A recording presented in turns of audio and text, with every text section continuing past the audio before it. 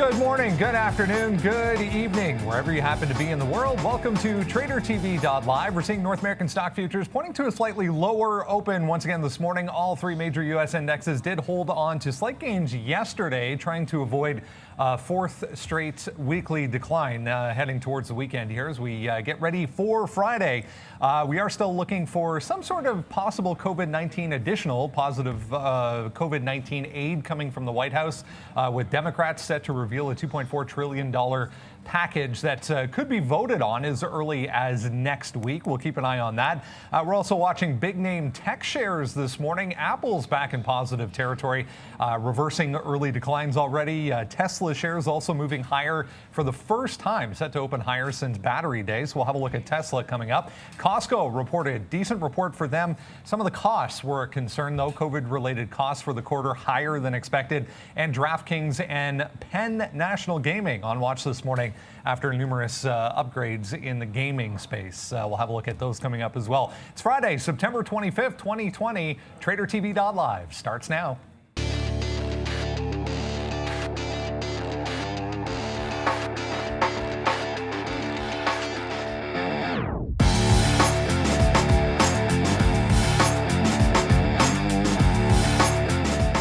There's a look at Asian markets from the overnight session. You can see a little bit of a mixed story here. China in negative territory, both Hong Kong and Shanghai. Everything else nicely higher. Let's go over to Europe and see how things are shaping up so far. Yeah, pretty red right across the board there. Turkey, the only one in positive territory.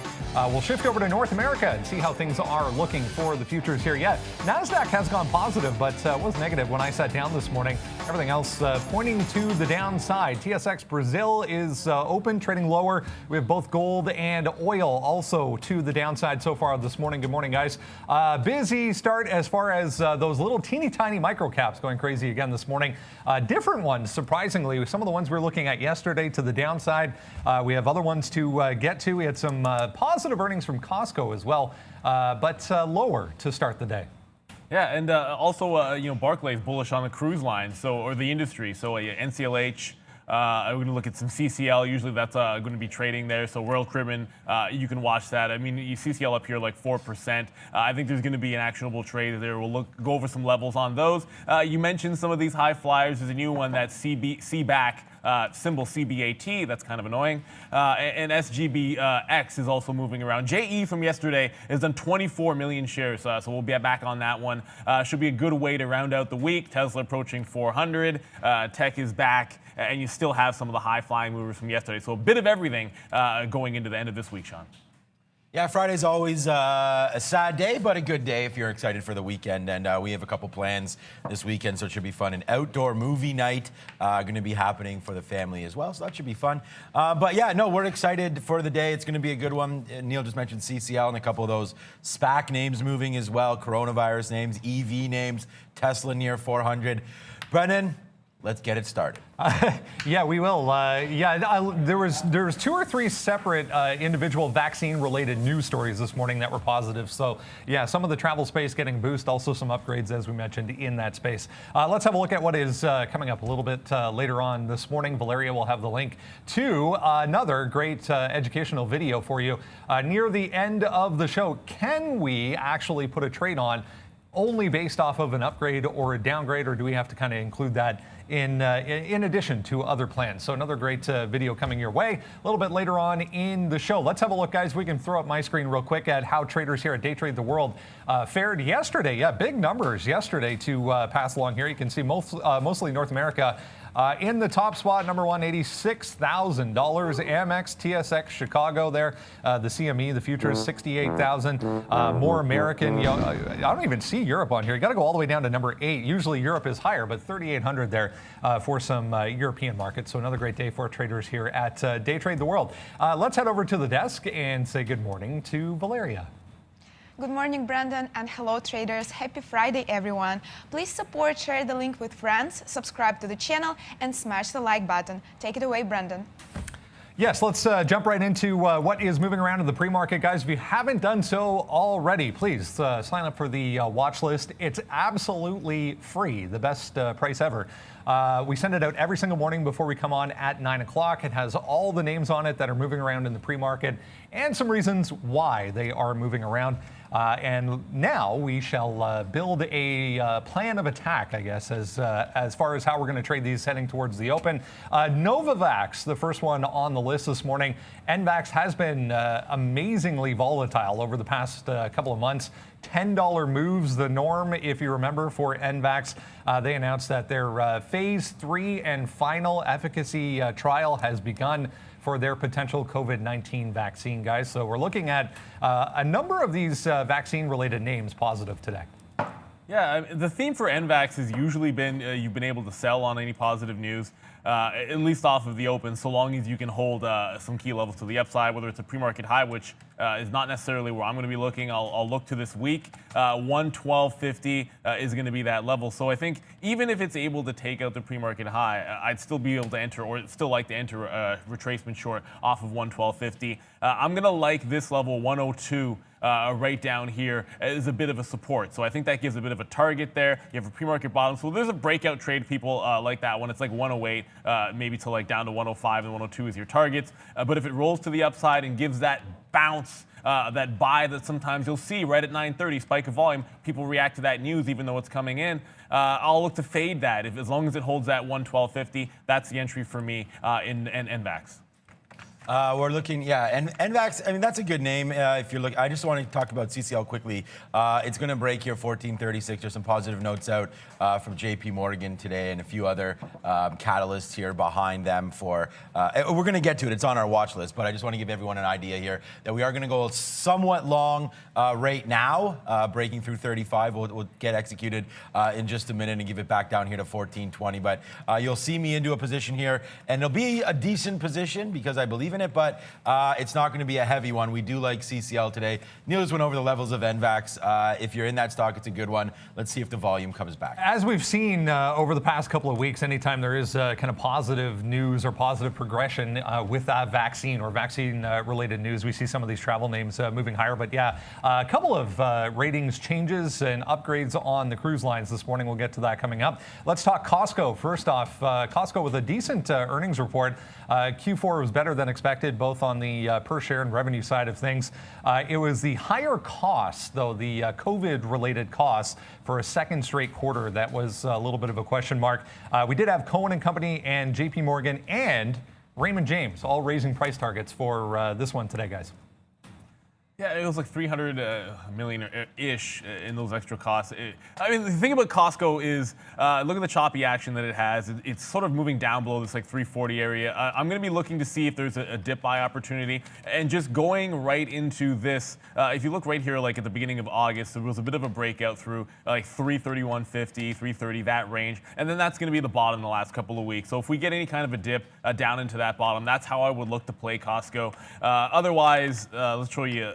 It's done like 88,000 in volume. It's not a tremendous amount. It is starting to bounce back off of that sort of dip in the earnings play. So in the event that it fades, that's the way I want to play it. I'm not going to look to play a breakout in Costco. If it settles down and finds some levels later on in the session, I'm certainly open to that. 350 could be that one to the upside where it could be a rollover there. But I'm looking for a dip buy first and foremost. Yeah, if we get as high as 350, I don't know. Like Brendan said, there were some problems with some of the costs there associated. I was just looking at some longer terms.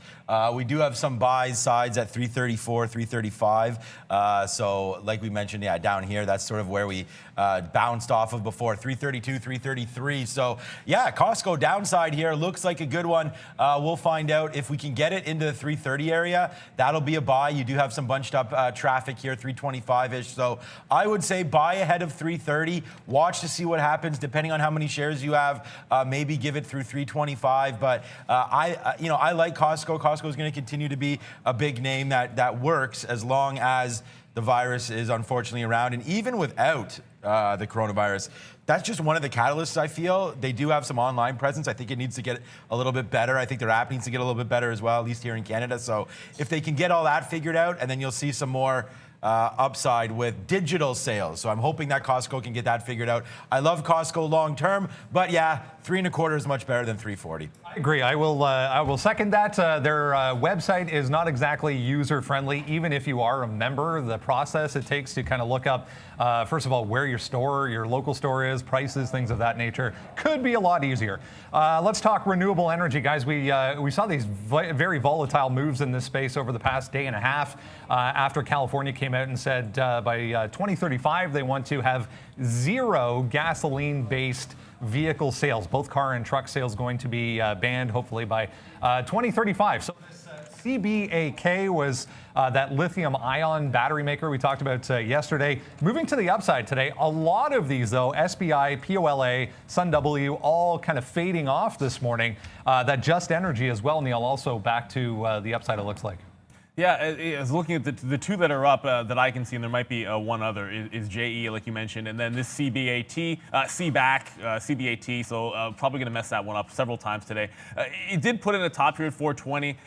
We don't have low case to be able to go short on it just yet. If we do get them at a reasonable price, I'm going to be watching out for this one. But given that it's the strongest of breed, I'm going to file that in the column of crazy mover. Could be it today, and if that's the case, one thing you're going to want to see is if there's a bit of a sell-off, because some of these will trick you off the open, selling in to like this 320 area, and then it gets a bit of a floor there. I'd watch for a ramp to the upside. That could be a place where you might think go long in front of 3, and then a 420 break off the top would be a blowout. If that happens, we'll have to look at that. And again, I don't make these up. Okay, technically it's 417, but I rounded up there. So 420 would be that breakout on CBAT. JE, I'll go over that in just a bit here. But the other one that we were watching is SPI, which I know some of you guys have been trading. As Brendan mentioned, a lot of them coming back in. SPI is down 30%. My plan of action on this one today is I want to be able to short this one if it continues this run. The low of yesterday, 1230. If it enters into that range in any kind of a pop and then cannot get past 14 to 1450, I'm looking to jump into that short or simple break of the bottom, but I want that only after the open. I don't want that in the pre-market. So that's the plan of action on SPI. The shorts suddenly back down to earth in terms of cost now that it's settled down. Just looking, we're still cooking with a little bit of fire here, waiting to see what CCL wants to do. It goes as high there as 43, 44. We're long 37s right now, 36s right now. So let's just wait to see. I do have an order here, upside near 50 to get out of some CCL. So right now we're waiting on that one to pop. I do like it through 1450. Look, lots of names on board. And if you're just joining us right now for the first time, make sure, I know you mentioned it already, Brendan, but let's just go one more time. We're reviewing our watch list, which is completely free, the best price on the web right now, free. You can see we're going over these names. NVAX, there's Costco, we just talked about it. Neil just went over some renewable energy names. And guess what's next, Brendan? DraftKings, let's go. Yeah, DraftKings and Penn National getting some attention this morning. When it comes to DraftKings, it was Piper Sandler and Argus both upgrading the stock and increasing their price targets on the stock ahead of Pac-12 football and also Major League Baseball postseason, which I know Neil is very excited about with our Blue Jays getting into the playoffs. Might not last long. that happened? Yeah, I think it's expanded. 2016, I think. It's expanded playoffs. So I mean, like whatever. They have to play 3 games on the road in Tampa, and I'll just be happy that I get to watch them in the playoffs. To be honest, Sean, I know you're going to be all over DraftKings, so I actually already have Penn up because I sort of in anticipation. I hope I'm right about that. You get the offering, 61, they price it. It's been under pressure. You can see what's happened the last couple of sessions. It's leveling off, which you'll see happen from time to time when there is an offering and it comes right out at that 61 price.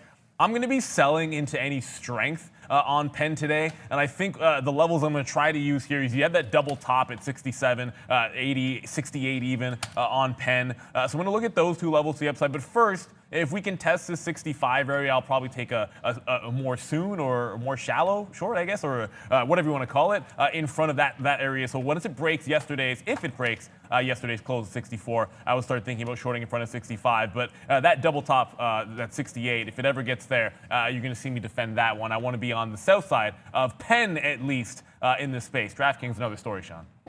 Yeah, I mean, DraftKings, look, I mean, I don't know. To me, it's kind of the same thing. The only problem is DraftKings gets the upgrade, so we're up. I mean, Penn National Gaming, I heard Gus talking about Will Hill there. Look, I mean, it's an exciting space. A lot of these companies have just become public, and now you're getting finally some of the pushback with the sports. I know live betting, and we did a market wisdom on sports bettors versus trading, and I think that's just, it's back, man. I mean, live betting, just gambling in general. There's a lot of people that, I mean, this has been a lifelong dream of many, is to be in the sports gambling business. People love watching sports, and they love putting their money on it. So DraftKings makes the move. They have the daily fantasy. We keep talking about that. The only thing here is it's stuck at 53. I'm going to pull up a daily chart quickly in 1 second here.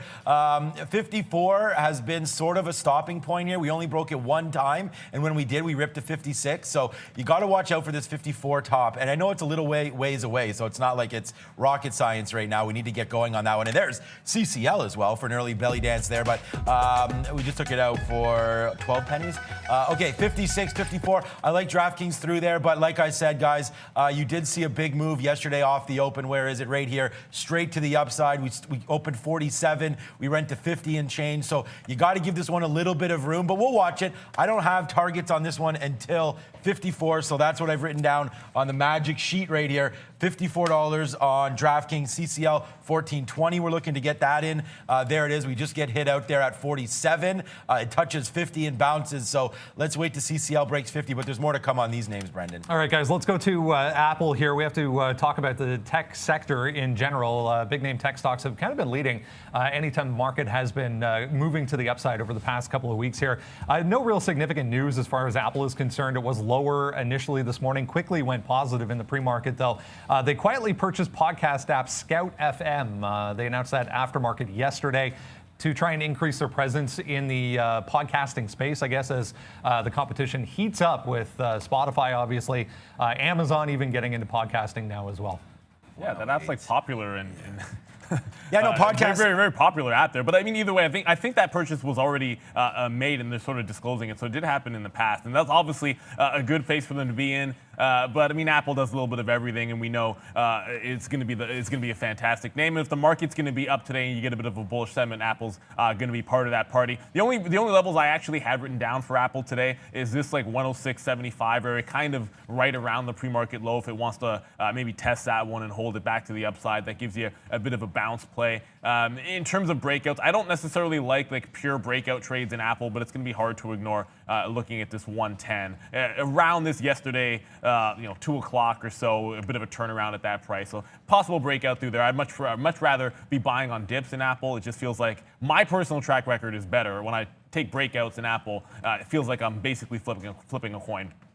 Look at yesterday off the open here. So Apple is the largest barometer of the stock market out there, period, if you're going to look at it equity. So yesterday, you saw the market just rip up off open there. We were wondering which way it was going to go. Apple goes 105. And remember I said, blue chip stocks right now going crazy in this market? I mean, this is a perfect example. 105 here off the open, up a quick $4, so that's 3.5% there on a blue chip in 30 minutes, basically on no news other than the market ripping. So you got to watch out for Apple today. And 109. The big level for Apple here, if I can go into a 3-minute chart or maybe even more, let's go 5 here. We'll see if we can't bring this down. Was 110.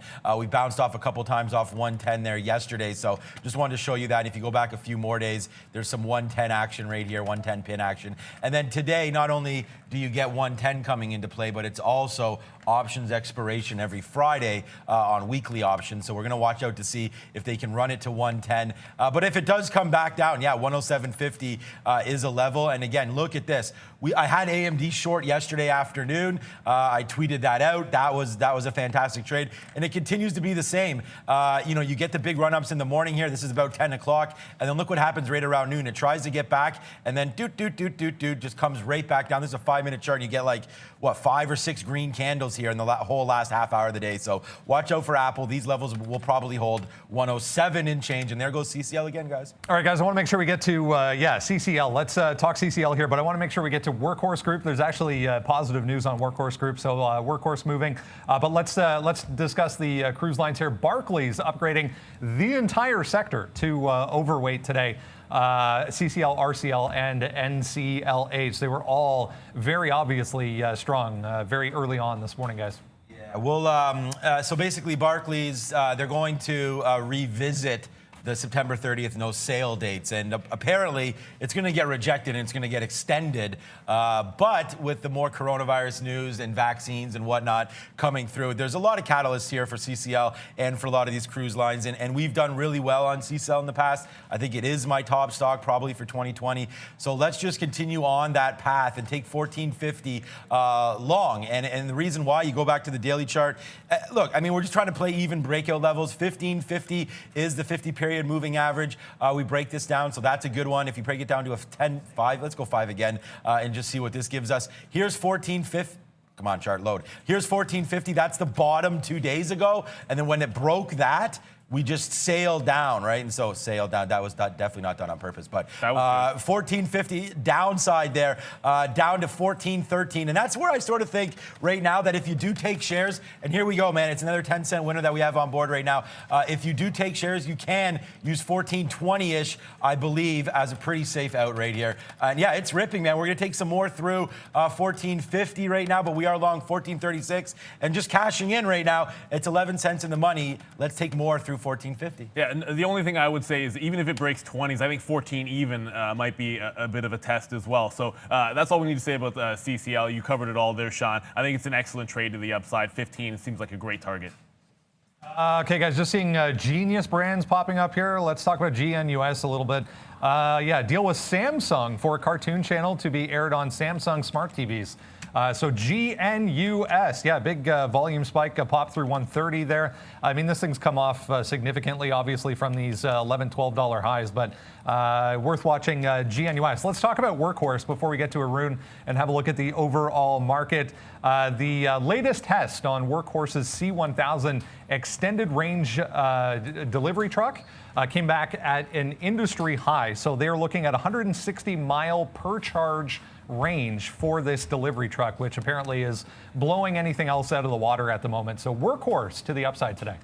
Yeah, it's starting to come back off, but I think there's going to be still an opportunity to pick this one up. You see this sort of obvious breakout range that it had right around this $21.50 to $23 area, pulled back in from 31, and now you're getting a bit of a break on positive news through that price. So, I mean, you can maybe test all the way back to 22 for a dip buy. Otherwise, taking off the top at 24, that's an order I'm going to have locked and loaded, ready to go. The volume's okay at 800,000. So I would sort of trade with caution. Obviously, the liquidity will come into the open, but I don't think this execution's coming in the next 7 minutes because it's trading right in the middle of that band. So that 22 dip and the 24 breakout, I'm playing either one of those on Workhorse today. You look at the room it has to go. EV space moves together. Tesla could break 400. All that lines up to let's go on Workhorse. Yeah, I put the line right here at $24. It doesn't get much better than that. We do like the $24 range here. If you put up, we're going to try to hurry because we only have a few minutes left. Well, 7 minutes left. I guess we don't have to hurry that much. But here's 24 right here. It's come up a couple times to that level. And like Neil just mentioned there, 22 is a hell of a nice base to start with. So we can easily start building levels around 22. If it breaks, then you have the out. And then that last wick went down to 20.50. But, I mean, why would it? To me, the news is too good for it to only be up 4%. Not to say that it's going to be up more than that, but I just don't think this stock turns negative today based on better mileage sort of than expected. It just makes a lot of sense. Get out there. I don't need to draw more lines. I just want to show you where it did close yesterday. So yesterday we do close at that 22 level. So as long as you kind of protect 22, then Brendan, me likey. All right, guys, let's head over to Arun and we'll have a look at the overall market here. Get some levels that we need to be aware of. These little micro-cap EV players starting to move a little bit here. So we'll get through the market and see how we can approach the open, Arun. It's Friday, but we are starting to roll over here. Yeah, it's also kind of difficult for me to actually make a read on this market at the moment. The way that's moving, especially in the afternoon yesterday, it's all over the place. So the only level I've got is 31.95 on the bottom. If I can find a setup in front of it, great, I'll take that long. At the same time, the bias at the moment seems like it's slightly negative, so we might see a dip down into that 20 1520 area. But at the same time, there's no easy read to make right now. So I'm just waiting. The top end level I've got is 3,300. That's, it's a 75 points away. The bottom is 3,195. That's more likely. But here's the problem with breaking the bottom as well, is that 3,200 going down to 3,185 is going to be a problem. It's not going to be a quick move. So 3,195 break, yes. And then you kind of have to settle in, figure out what to do. If the market has some more push, then we might continue on down. But between 3,200 going down to 3,185, I'd be cautious about taking that short. I'll still take it if the setup is great, but I'll just be smart about what I'm risking to take that short, just because I know how much action's down there. So it's just a matter of waiting there. The levels are set, 3,195 and 3,300, and just waiting for a level or a setup to play in front of those levels. Great stuff. Thanks so much, Arun. Yeah, it seems like there's, countering catalysts this morning, some positivity, a little bit of question marks still. So the market in a bit of a range at the moment, but looking a little weak. Want to talk about this one? SG Blocks, little tiny company setting up a COVID-19 testing center at LAX. Similar to that Express Spa Group, XSPA, was also higher in the pre-market, I noticed. SGBX is this one, though. 320 up here. This consolidation, if you go all the way back to June and July, top end of that consolidation was 320 to 330. So just watching that. This one, unfortunately, another one that is hard to get locates on so far this morning, but above that 320, this thing has some decent room to the upside, guys.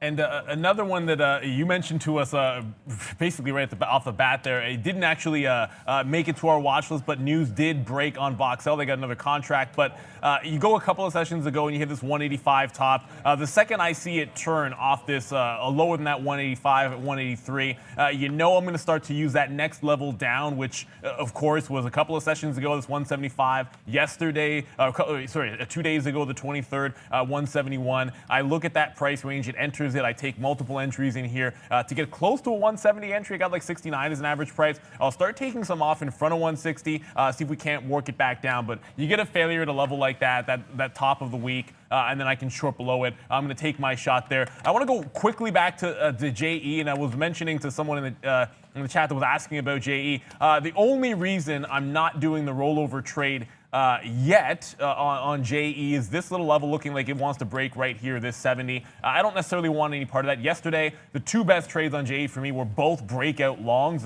one right at the open and another one a little bit later on in the morning. So I'm going to sort of be patient here. I know 81 was a good level yesterday, so if it tests that, fantastic. 62 was a good price. That happens to be the pre-market low, so if it breaks that bottom, I'll test that as well. But patience is the name of the game. This week, some of these are really taking the top off, and you got to be both patient and careful if you're doing any short sells. But box sell so far working to the downside for us. We didn't go over the imbalance locator there right now, and I know that you guys are all talking about Just Energy here, so that's a 2 million share bid. So those of you that are looking at JE, and as you can see, obviously it's done 28 million shares. Neil has covered that a little bit today. So watch out for Just Energy on the bid as well. 1.9 million. I know that that's interesting. And then here's some of the cruise lines: Norwegian, CCL, Bank of America, Ford, Vale's here. Other than that, nothing much. A fan favorite, Neo, on watch again today. But for me, I'm still going to, Nike here on a sell. Okay, 124. That's interesting. That got to 130 on earnings. But yeah, I'm still waiting on CCL here. We did take a little bit more at, again, these are not big positions until the market opens. We've talked about that. We don't want to get dried up in a liquidity vacuum. So we'll wait to see here, 1450. It's coming right now as the market's getting ready to open. So let's wait for a big open, hopefully, on CCL. And if we're in, we're going to use down here like 14, 16, or 17 as an out. And if not, but hopefully the target to get out of this one would be around that $15 mark. So I do think we can go to 15.50, but again, we're already up 5%. That seems like a lot based on Barclays' comments here, but let's just wait and see how high this wants to go up. 14.50, we're going to push more in on that price, but we need to see it break during the market, not during the pre-market. Yeah, I would celebrate some box sell here, but one of the last name on our watch list, sometimes we don't get to them all, but TATT, their TAT Technologies, look, they got a 10-year maintenance contract with Honeywell. They gapped up, but look, it gave back like $3 in the pre-market. It was was trading rather calmly until a couple of minutes ago. You just had almost a $2 break up towards $8. Worth noting here, this is where it got to in the pre-market, post-market, $9.75 was that high price. So if it has any chance to get there, maybe that's a rollover price. Nothing when you look at the daily chart as far as TAT goes in significant levels. So another one of these potential parabolic movers. So do be careful if you're shorting. It just crossed like 1.5 million shares. It was absolutely sleepwalking into the open before that move that just happened. So I'm looking at that $6 as possible support because it was stable down there. Otherwise, only other level is up near $10, guys. So be very, very careful. BOXL just broke 160, so I did take some more shares off for a 10-cent winner there. So we can definitely celebrate that. CBAT not approaching that 420 level yet, still holding 350. But you never know when these things are going to go absolutely crazy. Going to be watching CCL along with Sean, and we'll check some RCL as well. And Tesla 400. Let's watch out for that. 3, 2, 1. Ring that bell, Valeria. Valeria, good little ring there. Thank you so much. And yeah, Shigown is CCL right now to the upside. We did talk about that. We're long at 47. Let's just wait to see how this plays out. Big mover to the downside right now. CCL, not moving to the downside. It's just opened up with that, and it's 14.50. So let's wait to rock and roll on CCL here, guys, now that it's open. Yeah, and no move up on NVAX. Of course, I was looking for maybe a potential open pop to the upside on the good news. It's going straight down, so that was not my entry. Not going to end up having CBAT's falling off of a cliff here, guys. And JE, it opens up without a pop, so I'm going to start looking at those shorts off of that 70 level. If it breaks 62, that's the other way in. But I feel comfortable going short now, so jumping into some JE. BOXL continue to fall as well. Yeah, right now we did take a long here, so it's a decent position for us on CCL. Let's see how far this one wants to go. Hopefully it wants to go. So we'll put these orders out and see if it goes. We're long right now at 53. We just did get some out, 60, 65. Not enough, but let's see how high this one wants to go. That's CCL. That's the only position we have on right now. We're also going to watch some DKNGs. Of course, that's DraftKings, waiting to see what that wants to do on the high side of $54. It gets close, 53.50. Maybe a buy down here right now, but I got to focus on CCL, guys. Yeah, Penn just popped big here. $2 pop at the upside here. Oh, man, my level was 65. It just touched like 64. I might look to see if I can fade into this at some point. I wanted to sell on strength, but didn't think it happened right at 9:30 and seconds to go. Brennan, what do you got? The other one, big winner so far in the cruise group, NCLH, 9% already for NCLH, 15.50, bit of a level there. Already at 16, huge volume behind this one as well, guys. All right, we'll take it. Right now, we've got a big one here on whatever this is, CCL. Bang it to the upside. Yeah, nice little trade there. Hopefully you guys have this with us. We're just going to gain some out here as we go, 67, 68. There we go, another out at 68 right there. We're waiting at 74 now. That's the high. Good to see NCLH also running upside. We did have a target at 15, 15, but we are not almost out. We're out of half of what we have right now. Is this one running to the upside goes CCL here. Got to hold on to it, though. It's got to hold on to these tops. Market fading back a little bit. Come on, market. Just run for us, and let's get to $15. Big win here on CCL for us, guys. Yeah, big win on BOXL as it starts to slide down. Just broke that towards 155. 145, I forgot to mention. That's previous close. That's where the ramp up started here, guys. So I'll probably be all out in front of 150.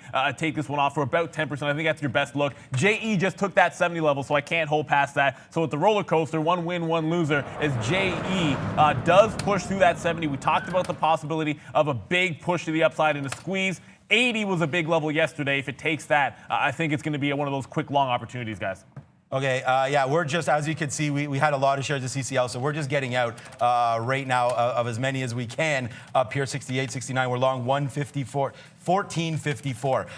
And I don't know where the downside is going to be, but the futures just keep on rocking and rolling here. So we got to slowly try to get some of this out so it doesn't turn into a loser. But CCL right now fading back in, guys. Watch out for Tesla here, of course. If my chart will load. It did make a test right up to 400, 399 the actual price. So you get these wicks out of here for you. So 400 break remains in play. It just did one fake out, maybe shake some people out there to give you the opportunity to take a 400 break. Like I said, I'll take a shot here. We've seen what happens sometimes when it gets to 404, 405. So might scalp the first little bit. But here comes Tesla, as maybe we're going to get a green day out of these techs today on a Friday. Good way to end the week. Tesla's coming. Okay, I gotta get over there to look at that as well. Okay, we'll just dump a little bit off if it doesn't go here, CCL. But now it's coming back to the upside. So let's dump another 100 shares up here and just keep on getting out, man. We're gonna see if we can hold a little bit to $18 on that name. Workhorse, we're looking at. That's a NASDAQ stock. We're looking at $24. It hasn't done anything there yet. $24 could be a good spot for that as well. What up, Ralph DeLuca? Nice start on CCL. You welcome, my friend, a nice start for me as well on that one. So thank you to Ralph DeLuca there, as we did take out the big stick, and we did tell you about that. And that's one thing. I did my interview yesterday with Benzinga. That should be up soon. We'll follow on Twitter, and you can find when that comes out. But we did talk there about when do you share size up, and do you tell your viewers? And yes, we do. I told you guys that CCL would be a good play through 1450, and that's the only thing we're looking at. And if you don't know that by now, it's the only stock I have on. So that's how you know that it's a good little one for me right now. Workhorse is approaching, Neil, right now, that $24 Workhorse. Yeah, my order's ready to go on Workhorse. I'm just watching this TAT. TA did mention if it does test back, maybe the 6 area where it was very, very stable could be a place to defend. I wouldn't want to be holding too far past there. 585 would be a good area. Now, the reason why not 6 even, look at the spread, 10, 15 cents at a time. I don't want to have a hard stop at an even dollar. I don't like that strategy. So if it dips down here, I would go long in front of 6 even, and then use 585 as my out. Doesn't look like it wants to test quite that close. Tesla $3 away, Workhorse getting close. Both those breakout longs could happen at the same time. Brendan, what do you got? Big rejection up there at 750 on this TAT. Last one on the list there, if you got the watch list this morning, 750 got rejected hard. Right back down to 650 here. A little bit of an area in the pre-market, guys. Watch TAT. Yeah, we did talk about that one, and we're trying to watch CCL as well. TAT to the upside, 1850. We're watching Workhorse trying to get through. Let's go back to Workhorse, WKHS. Again, these are ones that have been on our watch list. We put them out. Hopefully, you guys signed up for that. We're watching 24, and here it comes. When it goes out and up through 24, we're going to use 23.50 as our out. So we're going to try to give this one 50 or so cents to try to make that much at least. So that's kind of risk reward. You got to have those kind of targets on board if you are doing that. Look at Nikola today. Up that 10%. Maybe time to dip my toes back into some Nikola. I'm still long term at 34. So yeah, I checked that yesterday. We may have to average in, but watch out for Nikola straight to the moon right now on some of these names. Let's go, CCL. I still want this to get higher. We still have about a third of our position. This is a nice trade right here. Yeah, and there goes Tesla through 400. The scalp of the first third as usual. That's going to be my style almost every single time. I get 466, 67 average price here. I'm able to get some out for a quick $2. I mentioned 404, 405. That has more to do with what would happen on 2000 breaks when you get to that 2020 price area. So I want to make sure that I get some out in front of it. If it does a bit of a dip, you look at that previous pre-market high, that 397. If there's any kind of consolidation there, if we're going to be a long day, that's where I would look to pick some more shares up. Otherwise, I don't want it to travel too far southbound of that 395 area before getting out. I don't want a hard stop. It's a little bit early for that 937. I have it up on one of my level 2, so I can track it. I'll get over to a box L, which continues to be a winner. But for now, it's Tesla, and I think Workhorse could follow pretty soon here, Sean. Yeah, me too.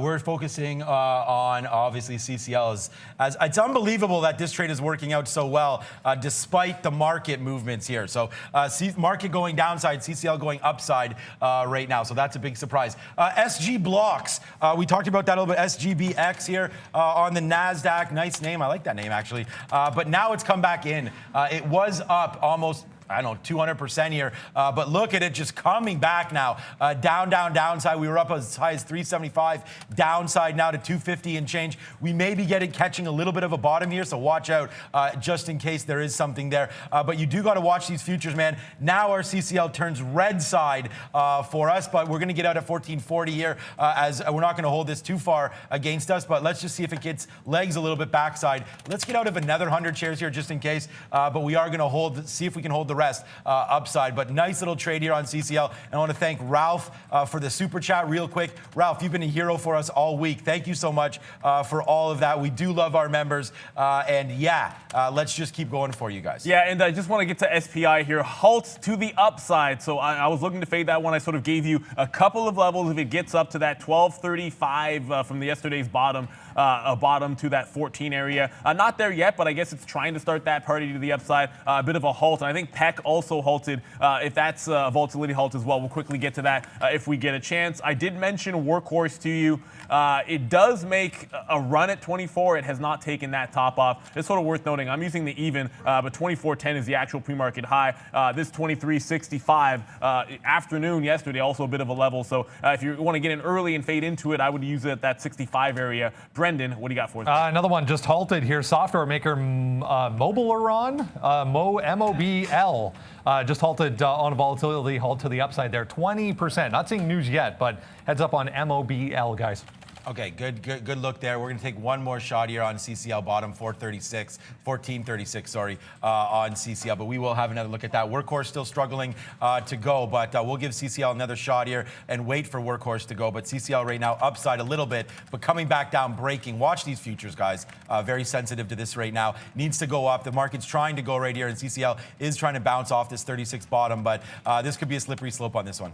Yeah, I mentioned, of course, that Peck was the other one that had halted, but it actually just opened downside here. Now, that went parabolic yesterday. Its liquidity is a problem. I'm not trading it. It's on 500,000 shares. It's entirely too thin. There's lots of names that we can play that I think are going to be a little bit safer and a better profile. So that's the only reason I'll stay away from it. There's some of these small caps that do a lot more volume that we can trade a little more heavily. Tesla breaking back above 400 still has not broken that 404. We mentioned what happens every time you get a 400 break. Brennan, what do you got? Including Blink Charging, guys. Another one that we've traded recently. BLNK up 11% here. They announced this morning a working partnership with electric vehicle charging infrastructure in New York. So New York State and Blink Charging teaming up, guys.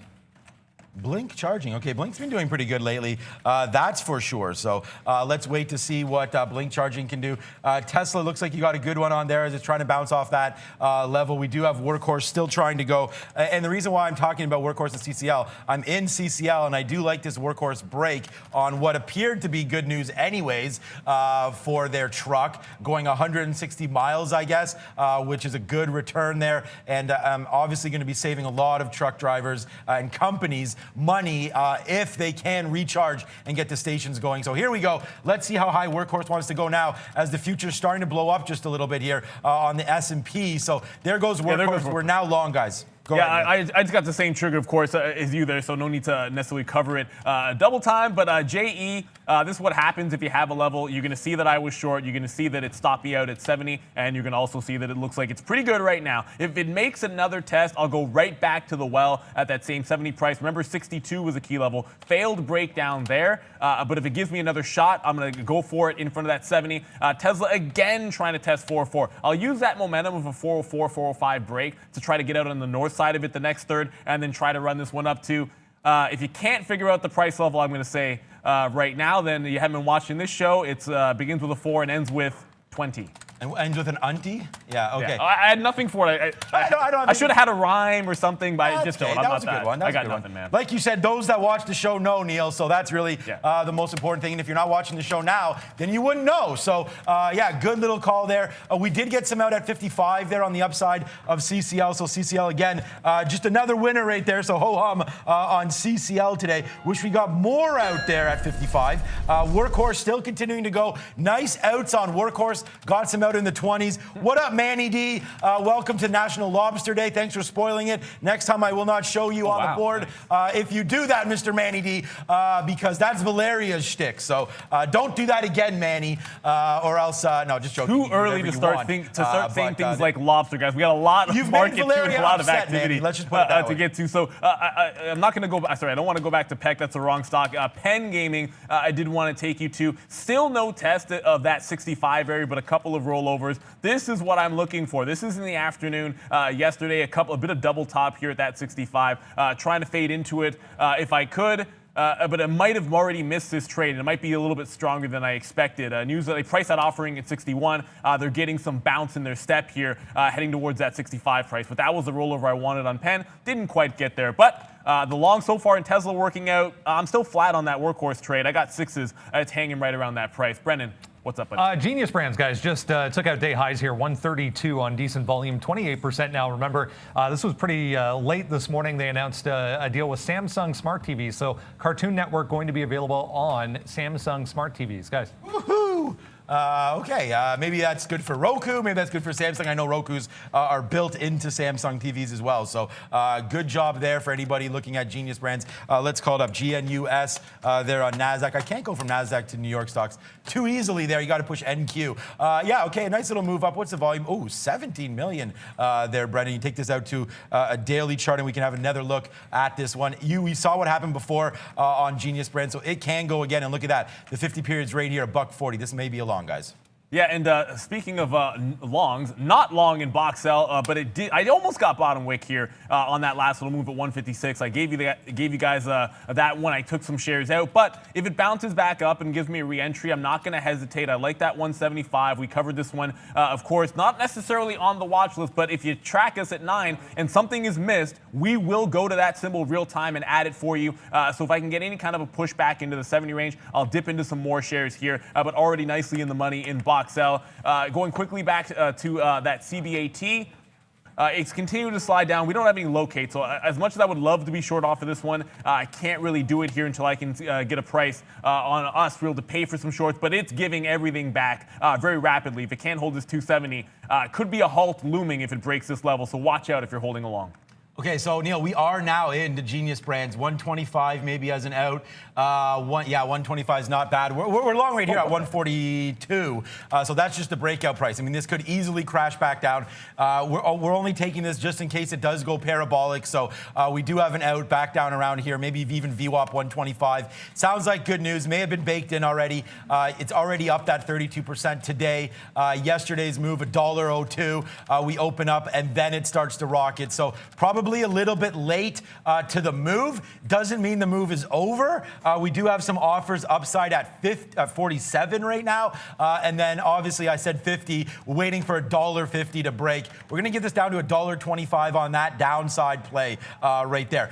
Just to give you guys a little bit of an in and out there on CCL. 66 fills already and we are out. And yeah, that was a Superman play all day long. I want to thank Ralph for that talk there on CCL. And when you're a scalper, guys, that's what you do. You get in and out, and now we are out of CCL and watching it fall back down. So good play there on CCL. Really happy we scalped that one through. What up, B? I just noticed Peloton, guys, another stay-at-home name, obviously. There was an upgrade on Peloton today. Not a huge move, but definitely positive here. If I flip over to NASDAQ, not New York, up 4+% for Peloton, guys. Apparently, I think we do have some CBAT shorts. I'm going to show you quickly here on my chart. If you come from Brendan Twitter, I'm supposed to hit that key. Yeehaw, because we know how much Brendan loves country music, so we try to give that tribute. I'm a little more aggressive, taking some shares out, half out on Workhorse in front of the quarter. I'm long Workhorse and Tesla, so there's probably, it makes sense to be scalping one a little bit more heavily here, just in case they both fall back. So that's why you'll see me take a couple of legs out in front of that quarter mark. I really don't want to be giving it too far past that quarter to the downside of that 24 break. So still have both of these long. I also got JE to the south side here while all this was happening. I said I would take another shot at it. I did. My first entry point was here at 64.5. I'm going to be somewhat happy that I'm able to get some shares out at 61.50. My expectation, however, was much like the first time in, I'd be able to take a bunch of entries in front of 70 and have a bigger position in case this is the actual flush, because that flush could take us right back to the 45 breakout price from yesterday's action. And I'm trying to find market going red here a little bit for us. ES now down on the day. NASDAQ now down on the day. So watch out for a lot of these down plays. Okay, so we've crushed. We did amazing on Workhorse. We're holding that last little bit. We're going to get out if it breaks back down below 60 right now. So we're getting very, very close. It's getting crushed. You see what's happening right now. I haven't even checked back. I know, Neil, I don't know if you're still in Tesla, what's happening there, but Workhorse. Oh, yeah, I still got it. Yeah, okay, so Workhorse is coming back down, though. So this EV name, not moving upside, but that's okay. We've already cashed out, and that's why we put the order at 60 here to make sure that we still gather some cash just in case this thing does fall on its face. Again, we did take a little bit of a shot there on Genius Brands. I'm going to average in a little bit. I thought I was averaging in. Oh, my bid's at 31. Okay, we're going to have to change that, get that a little more aggressive there because this little drop spot there does not hit me. That would have been pretty sweet. We were waiting at 31. Maybe you got to adjust that. We're just going to give it back to VWAP here. It could be late news, but we've been late to the party before. SPI, a couple days ago, I took the 330 break, and then, I think it was the 4 break, actually. We took the 4 break, and it bounced around. It went down to 330, back up, and then went to $48. No, so not to say this is going to happen to Genius Brands, because if it does, then hallelujah. But I don't think that's going to happen today. Let's just wait to see if it gets going. And we're really, really close right now to getting Workhorse out. But on the upside, we are going to try to hold for a little bit more. If it breaks 24 the next time, that's when I really think this name has a chance to go. Already 8%, so that could be a problem. Yeah, I took off my Workhorse. I said I'd get a little more aggressive getting out of it on the way up, and then a little bit tighter stop getting out of that one, because I'm still holding Tesla, obviously, at that 400. It's making another run at that price, but it's SPI that I'm watching now, because halt up, tried to take off the pre-market high. I was thinking there may be a pop to a higher level that I could fade. That hasn't happened, so if I like the short, it's going to probably be first in front of the current top at 1080. So I'll go with that. I'll take my shot. It's going sideways here. I want to be short this name as it starts to come back in. Usually when these run out of juice, you see that fail break to the upside on a halt. That's a good place to go on a daily sort of a short. I might be in this one a long time, but let's start it right here around this 980 to 10 even price on SPI. Yeah, I want to give a big shout out to our boy Raheem Alani from OCI Group there, and his team is the Baltimore Ravens, and I told him good luck, and he said game of the century, but no, my friend. You cannot have a game of the century in week 3, but we'll wait to see there, especially the way Casey's playing. Casey probably will lose, and that doesn't really mean anything. Wait till the playoffs, Mr. Alani, but I do have to give him credit. He's been on Baltimore before Lamar, so no bandwagon there at all. My Packers will just continue to go and put the pain through the NFL, hopefully, as well as Neil's Bills doing really well this year as well. So yeah, if you are an NFL fan, not a great game last night. I found the second half was super boring, but the first half was pretty good. And what about Ryan Fitzpatrick's beard? What's up, Brendan? Penn National, guys, just went green again and took out that day high there at 64.50. So a little volume alert there for Penn, guys. I said I would take a shot defending 14 on CCL, so here it comes. It bounces. It just bounced shy of that, so 14, 16. On the way back up, I'll pick some shares up instead of standing in front of the train. It's the first entry for me down here at 28. I'm going to give it to that 14 even. As mentioned, Tesla looks like it might take a run at that 395, but that's what I'm hanging on to. If I think it's going to give me a break of 05 to get some out at 7s and then a run to 20, then I should be risking at least $5. That's what makes sense to me. I will go over to SPI. I did get into this one, guys. I mentioned just a couple seconds ago, I would have liked for it to come up higher to fade into it, but it didn't. It couldn't break the pre-market top. So when that doesn't happen, even after an upward halt, I'm just going to jump in short here at 984. It just tested down through 950. I'll take some out in front of that low of the day, which is 9. And then I want to hang on for dear life, because let's remember what this stock was, and that was a $2 stock. Well, actually, it was cheaper than that, but its previous tops were around that $2. I'd expect that to be the next support level down. Crazy looking daily on that one. Brendan, what do you got? TCOM, another one from the travel group. This is a Chinese online travel company website, booking website. Almost 8% here. Just took out that 29.80, 29.90 area on a decent volume spike as well. We're back into decent or recent highs for TCOM, guys. A couple of upgrades on this one as well. Hey, thanks, Manny D. Now you're getting back in my good books again. Okay, so we just posted on Twitter here about Genius Brands. You can follow Neil, myself, and Brendan if you want to see some of the trades, where we're getting in and where we're getting out. But Manny D, I'm loving the wall of artwork. The frog is my favorite. If you guys could get the wall there, that'd be great. I'll discuss with you guys some of these pictures. I don't know if you... Oh, there you go. Good job, guys. I like the camera. The camera's a new one. It has like a shiny tinge to it. She used new crayons. But there's the beautiful princess as well. Flamingo, sunflower. So that's a big one in our family. We love the sunflowers and that Post Malone song from, I think, Spider-Man or something.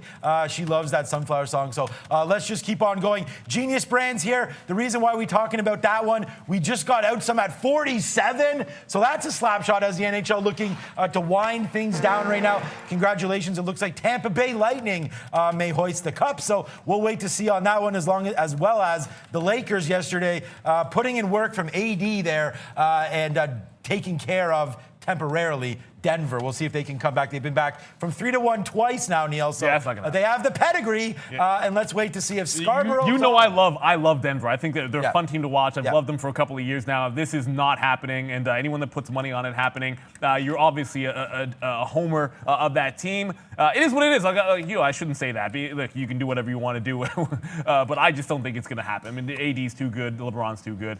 Tesla hopefully is too good to stay down today. It's making another run. I've already taken the scalp trade out. That's why the rest of this I am giving back down to about like that 395. I think if it breaks at 05, we get a quick push up to like 6-7. I'll take some out in front of there. Or if it turns around a little higher, that I can do that as well. Ultimate target on the final third would be that 420. Out in front of it would be the name of the game. CCL on the bounce play. I did get some out here, and I'll cover that in a second. First, we got to go to Brennan. He's got something for us. We talked about this one a little bit yesterday, guys. SBE, another SPAC in the EV space, popped up a few days back, moving back to the upside here. 13 ended up being a bit of a level in the afternoon yesterday. Just a heads up, volume coming into SBE, guys.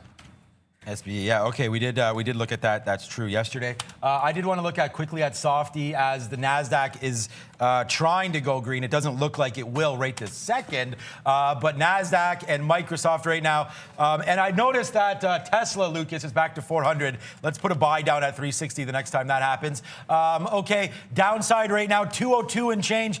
You can see that on Microsoft right now, 202.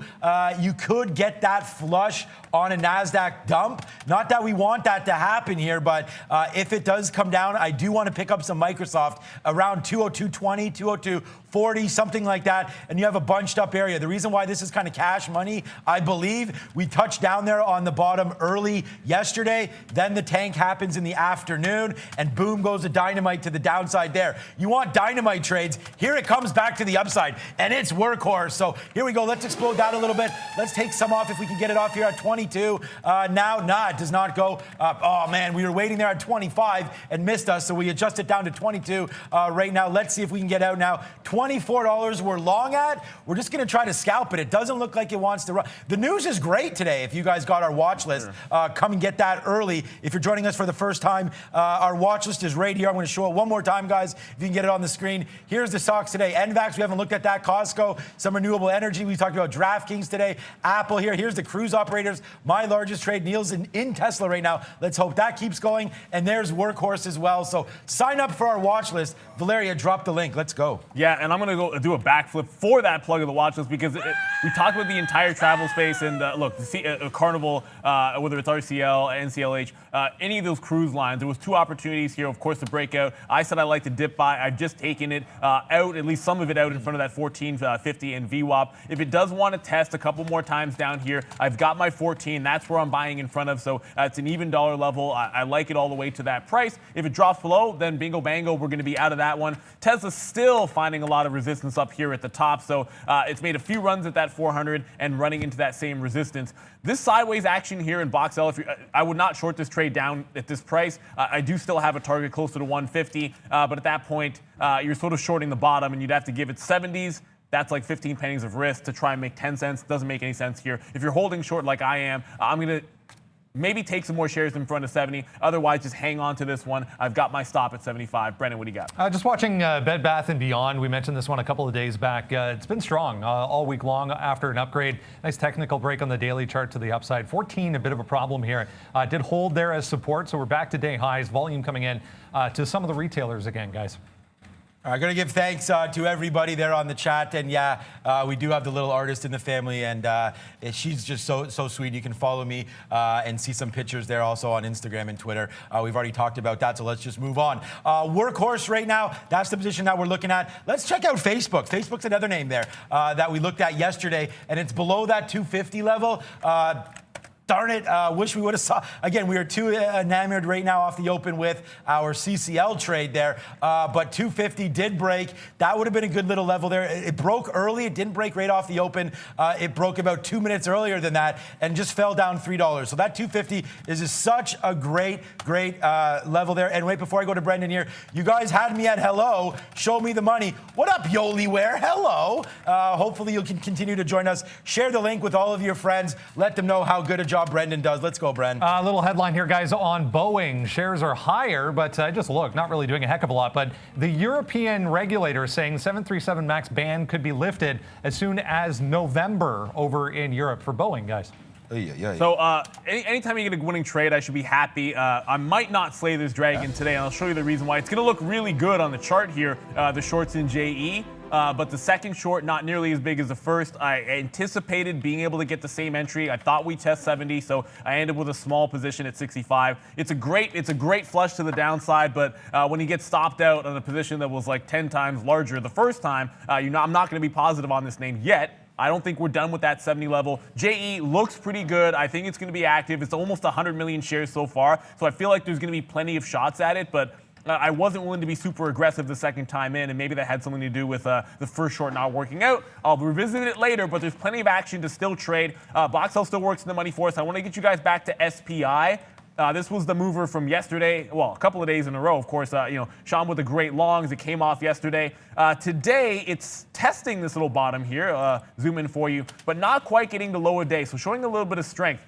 It's going to put in a higher low. I do have the option of getting out in front of 10, so risking a little bit less, and then taking another shot in front of that high. Remember, I liked it a lot better if I was shorting off of the 1230 area, and now I'm shorting off the 1080, so I don't want to risk as much if I don't like the level as much. So SPI, this stop will be at 10 even now that it's held that bottom, and then I'll give it another shot, make a judgment call at 1080 if it wants to double or triple top at that price.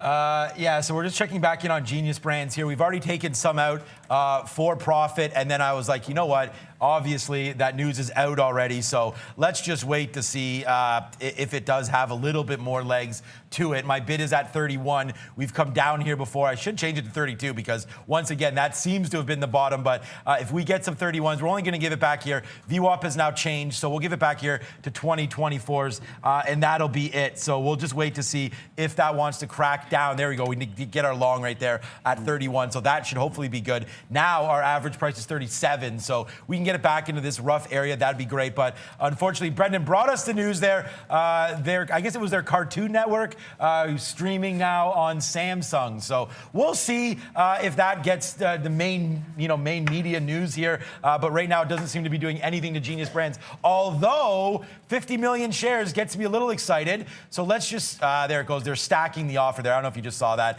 A big 50,000 share order just shows up there. We do have some protection here at 30. So if this show is going to be a little bit about education, there it is. We got some size right there. So we're going to watch to see if that does break. And then downside, and see if there's some more size on the bid at all. I don't see really any levels, but look at them stacking the offer. Bang, bang, bang. So people getting ready to get out of this stock. Doesn't mean it can't go through, man. 50 million shares, Neil. 50,000 shares on the bid on a 50 million day.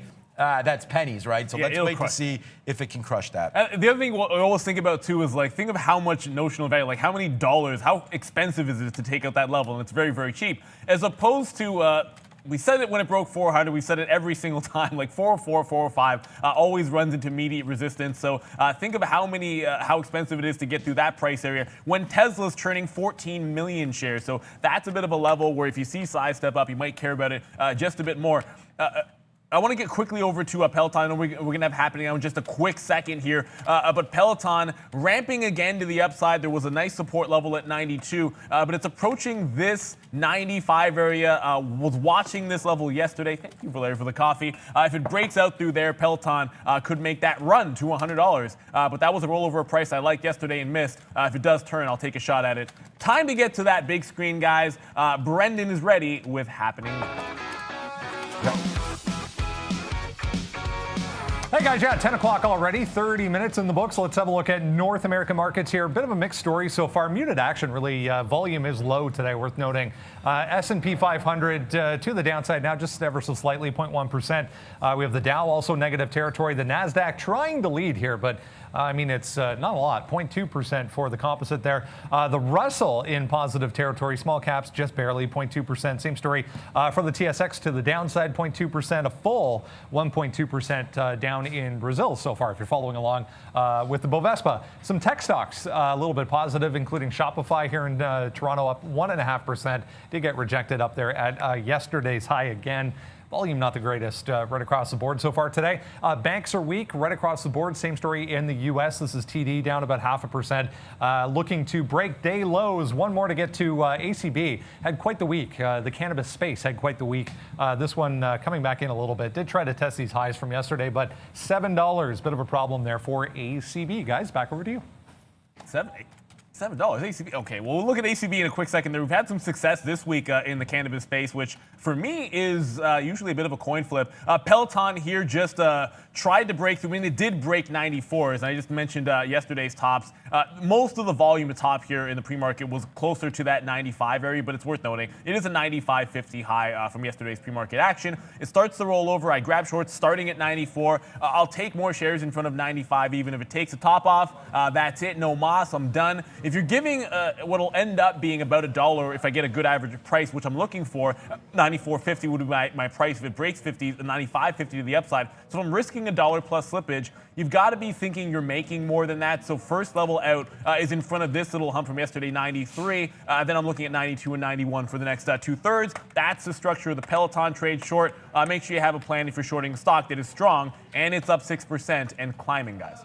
Yeah, and we have a plan for Genius Brands that's going to be getting out right now. So we are long here. We did talk about that. We talked about the offer stacking up. That bid just got hit there at 30, so that's not around anymore. So the sellers are hitting this stock, guys, downside. So we're not out yet. I'm just giving you guys that update that it seems like there's a lot of pressure. They just hit that bid, so we did talk about that. I am not out, but there is sell-side pressure right now, obviously building on Genius Brands. So just be careful. That's not necessarily a bad thing, man. The more shorts that are there, it could then get taken out upside and force this stock even up higher as Workhorse starting to go. I see Tesla starting to go, hopefully for you, Neil, a little bit. I don't know about that 404 level. Yeah, you've picked it out. You've picked it exactly right. So but you know what the problem is? I could take more shares. When I could have done this, and I feel like I should have done it the first time. Take more shares off in front of 404, and then bought the dip. Now it was one shot to do it at 98, and then I would have made some more money scalping in Tesla. But I'm choosing not to because that wasn't the initial structure. I'm trying to stick to the plan. But wow, if I had adapted on the fly, I would already be up more money. And then if 95 broke, instead of being slightly down, I'd actually still be up if I had done that sort of playing inside of the range, or then maybe even waiting for that 405 break. So that's something you could have done. I didn't do here, obviously. I'm still looking for that 404, 405 to have the top taken off. I believe in it, so I'm still hanging on to it. I really do think we get to that 420 today. Yeah, I believe in this play as well. Workhorse right now, we just did take that off, so let's again hit the cowbell for you. Oh, we haven't hit chicken dinner winners. We'll do that for you soon. That should have been CCL, should have been the chicken dinner winner for the day. But look at Workhorse, all the way to 40 there. We're still long, man. One in, just a bunch of outs up here. So let's wait to see how far this one wants to go for us. Workhorse getting it going now. Boom! Chicken dinner winners now as Workhorse continues to make that move up to 24.50 right now. We don't have any orders out on the upside. Well, I do. It's 24.80 upside, just ahead of 24.50. $25. But right now, Workhorse, nice little trade working for us right now. Genius Brands, I did talk about that being resisted at 30. They took it out, but they did not break it. So now we're back up to 35. My average price, 37. So yeah, that's just celebration right now, but we don't celebrate. Let's get us some more names and some more names for you right now. B, what's up? I see a few people mentioning this one. Globus Maritime. This is a shipping company, oil shipper, 6%. They had their annual general meeting. That's all it seems to be anyways, but some positive talk coming out of the meeting. So decent volume coming into a little tiny penny stock, guys. If you're into penny stocks, GLBS. I am definitely adding that. That's my list. If it trades like JE, it could be a good one. But here comes NVAX, and thank you guys for. We have a great community here, obviously, and we had NVAX top of the list, I believe, on the watch list. I talked about this 112.50 to 114 area. It just entered into that price range, so this is a higher time frame look for you to be able to see. Let's zoom it in so it's a little bit easier. If we get a rollover anywhere in this $1.50 range, starts to slow down and head southbound, that's where I'd like to short it with that top is my out. And I think 115 probably, rounding it up a little bit, makes a little bit more sense. So that's what I'll go with instead of like 114 and change. But I need to see it turn first. I'm sort of willing to miss the first part of the move back in if it happens, just so I can catch it with the momentum. So that's the play here in NVAX. Trade activated, if that's the way you want to call it. Now just looking for the entry spot. SPI, you can see I'm still short that one, but I need it to break. As it happens, we'll do a backflip because finally SPI heads to southbound there. Oh, really? I did take some out in front of the low of the day as I said I would, so that's an 80-cent win, 70-cent win. If it takes out 9 even, that's a place to get more, not take less. So I'll jump back in if it pulls back up to 60s or 70s, and I'll short some more. Otherwise, I'm shorting the break at 9 even. Wow, yeah, great trade. I wish I would have had that. And I actually told Greg, he did get me some shortable shares there on SPI. Really cheap for us today. But look at Workhorse, guys. Explode the money on Workhorse today as it's making moves to the upside. We've been very super patient on this one. I wish we held them all, but wishes are not necessarily coming true in the stock market. You got to earn that. So let's wait to see here. Workhorse, big mover. I'll move this over here. That's for our production team. I like to keep it over here, but we are moving. Boom! Nice little win, 60 cents right now on Workhorse. So that one just keeps on going. Great idea today. And we put that up on Twitter for you. And not only Twitter, but we did put it up for you as well on our morning movers list. Make sure that you sign up right now. Workhorse on here, DraftKings on here, Tesla, Neil's in Tesla. Here's Workhorse right now, 5.5% up. We gave that one to you. TAT is a mover, right? Don't get tatted up this weekend, but watch TAT as we're going. Workhorse, we're almost out of that position. Genius Brands as well, guys. Out some at 35, so we're still not in the money. We're long at 37 and a decent position. We have just as many shares now as we did right here. So if this does fall back down to 25, alert, it will turn into a loser for us. But right now, all's good on the Genius front. Just need this. Guys, really? I think if we get to 150 and we break it, then this thing could go. So let's hold on for that. Let's give it one more time. But look at this. Size at 37. That's where I'm long. So we're going to hopefully that doesn't. There we go. We get some more out there at 37. So right now, Genius Brands looks like a good one.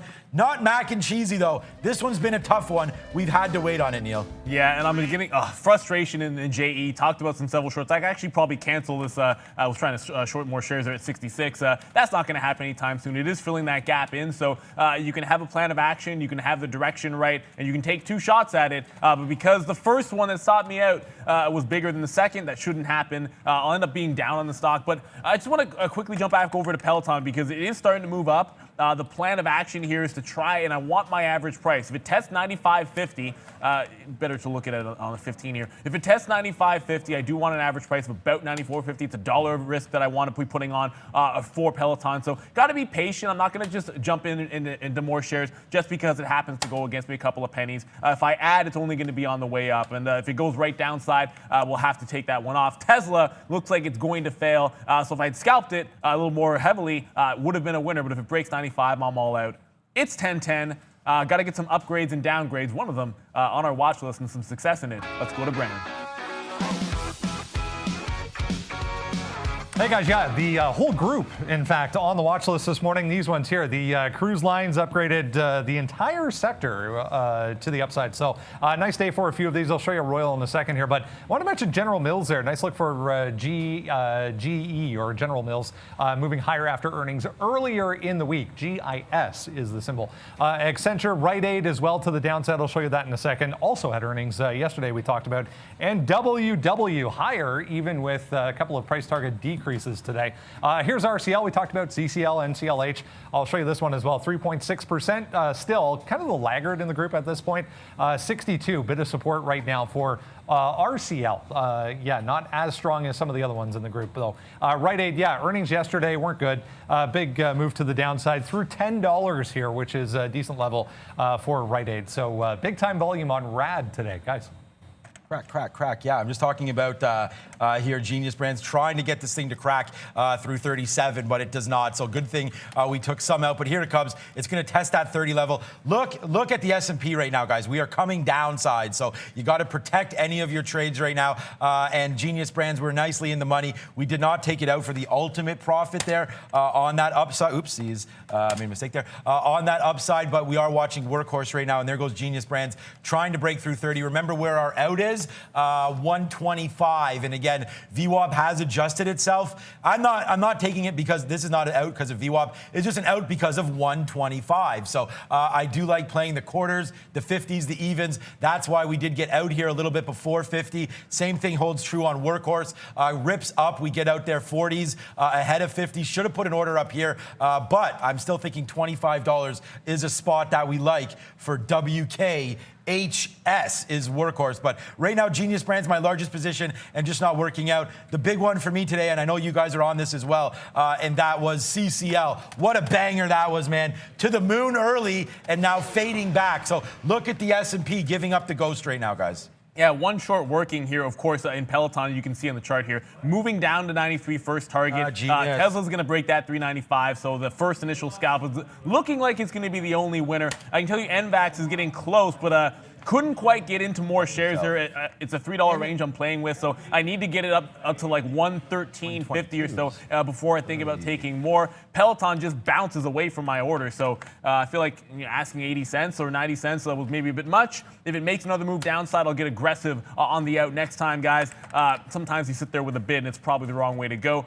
I don't know if we've talked about Nikola today, but it's making another sort of push back to the upside. You can sort of see what's happened the last couple of sessions. There's not a lot of levels to look at once we get past this 21. So I was psychologically, if it squeezes up, I'd start thinking about 25 as a rollover point. But if it turns here and doesn't get past that 21 even, then you start saying, okay, let's jump into the short party at 20. It does feel like the shorts are going to be in today as the market is sliding to the downside.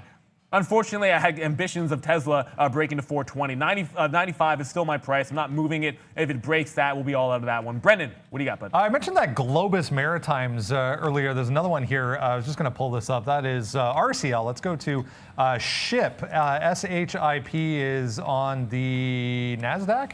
Have a look at SHIP anyways, guys. Yeah, it's also a penny stock, but another shipper just popping up on a volume scanner, guys.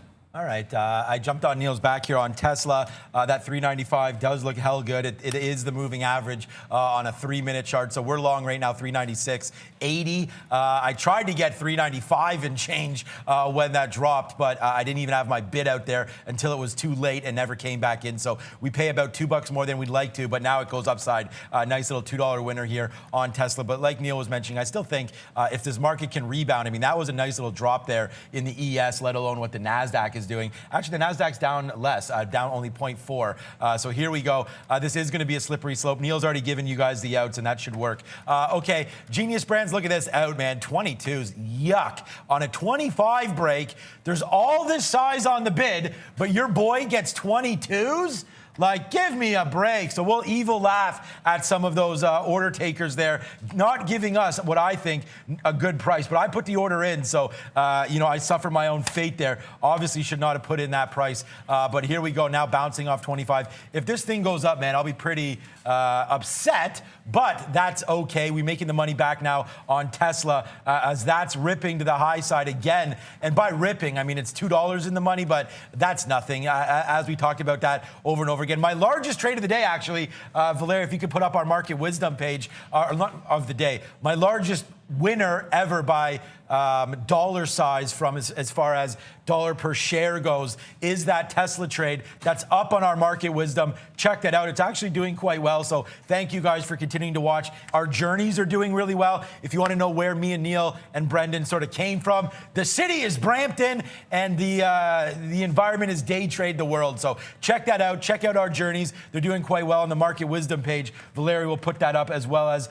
my Tesla trading. But here we go to to the upside right now on Tesla. Let's see if we can retest 402 again. Yeah, and I'm going to show you in the higher time frame. This trade, it might not work out in NVAX, but this is the one I wanted to put on. I've had success doing this in the past, looking to sell into the dip at the next level to the upside off of this sort of weekly high here. You're going to have it like 112.50. Once it broke into that range, I want to be selling the news. And then it's going to come to this like 115.15. So I want to show you guys a higher time frame because on a minute chart, it's just going to look like you're shorting into a pop. But this is the play that I want. It's similar to like a dip buy, but you're standing in front of a train. My out is approaching on NVAX. So this is actually going to be, believe it or not, the first time on NVAX in particular, I'll be 4 for 5 doing this type of an entry. But when it loses, you know you're risking like $2 or $3 of risk, thinking it can come back down into that 102 range. So it's made $10, $20 moves before. I was looking at 10, not 20, but you got to be willing to risk a little something here. If it breaks that 115.15, I am out of it, but I wanted to show you guys this time frame. You look at a couple of weeks back, that's the level I'm looking for here. Was previous a support that turned into resistance, could be breaking here. I'm not going long, but if you are going long, next level up, 125 even on NVAX. 399, 400 there. Yeah, we probably should have got out there at 399 something on Tesla, but we'll still give this a shot. Oh my God, obviously, you know where our downside targets are, so we don't need to talk too much about Tesla. Genius Brands, I guess I didn't get out of them all. I just noticed I have 10 shares of this left.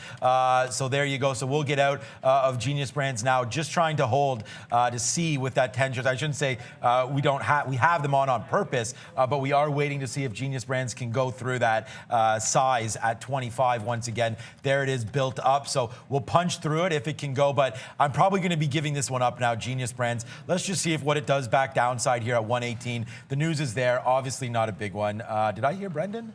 Indeed. Guys, we were talking about that Novavax news, vaccine-related news for Novavax. They started their phase 3 trial. They also signed a manufacturing deal. It's on the watch list. You can have a read, but they signed a manufacturing deal with Endo International, primary listing over in Europe, but ENDP on the NASDAQ here, just taking out day highs on decent volume as well, guys. That was on our list, or that was? Yeah. It was number 1 on the list, and it's number 1 on the list, but it's number 1 in the losing column for me. So I've been waiting for a chance to hit this one, so I'm just gonna hit it anyway. Mamma mia! It was a spicy meatball in terms of a trade, but it's going to be a losing trade for me. So maybe giving the ring of fire feeling for this spicy trade. There's a break here, guys, and I'm actually going to tweet out here. You have to have a setup. You have to have an idea. I think the risk to reward was good. I'm happy with myself for having a stop at a good level. You see it start to break almost immediately up another $1 from there. So you don't be stubborn. You know exactly what you want to risk in here. And if you hang on to it, get like that deer in headlights. Like I said, there's a chance it goes to this 120, then 125. I didn't have an actionable idea for it to the long side. That's why I'm not reversing into that long. I want to quickly go back from literally like a $100 stock over to this penny stock. For anyone that's actually still in JE, I'm not, because I had too small of a position to the short side, unfortunately. 56 right here, right now, is yesterday's close. So if it is going to hold up somewhere, or maybe give you a second push to the downside, I could see some sideways action. I'll short any kind of a pop into that 70. Otherwise, it could actually be a breakdown at 56 and lots of room to go. 45 was the place where I reversed from short to long and had my biggest win on JE yesterday. So I would expect that to be the next level, giving like a 20% move to the downside if 56 goes.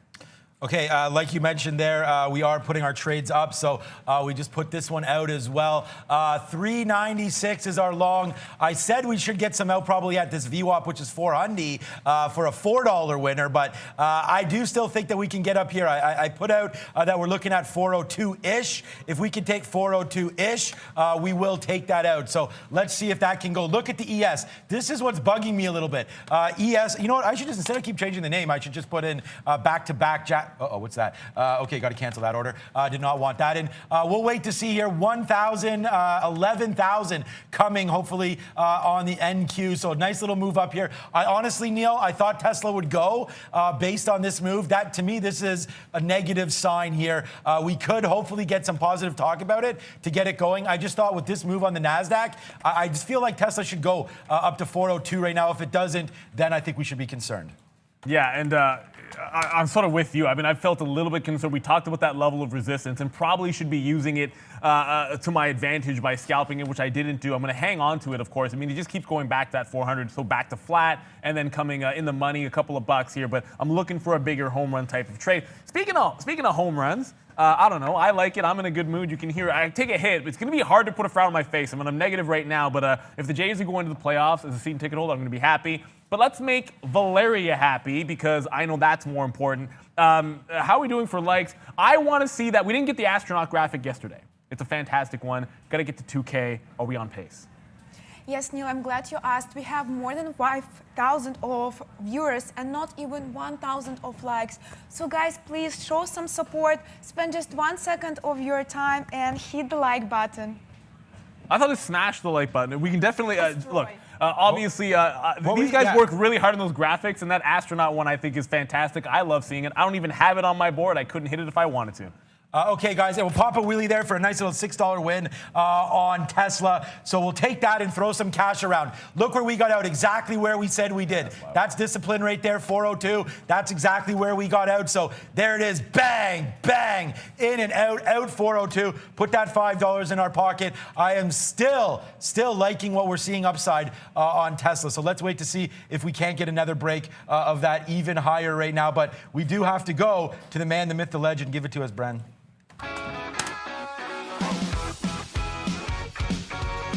Lots to look at this morning, guys, in small cap world. Number of them still moving around after the volatility we've seen the past couple of days. CBAK Energy, which is CBAT. As far as the ticker is concerned, yeah, it was really hard to get locates on this one, but as soon as they came in, was able to grab some. So 340, 350 break. A little consolidation here going into the open. Gave you a pretty good opportunity on the break to the downside. We're down to $2 now on CBAT. So nice fade there this morning. Sun W, the one from yesterday, or one of the ones from yesterday, held $3 here. Nice little consolidation going into the open right at $3. Love when that happens. We're grinding down towards $2 now on Sun W. Oh, how the mighty have fallen in 24 hours. Can you say that? Box L, another one that popped up in the pre-market. This thing has already gone to sleep, so pretty boring so far on Box L, but did give you a little short scalp there right off the bat. Another one, OPTT, we were looking at yesterday. 130 up to about 140, 145, an area from yesterday. Another one that's kind of going to sleep already, still up about 7.5%. Guys, back over to you.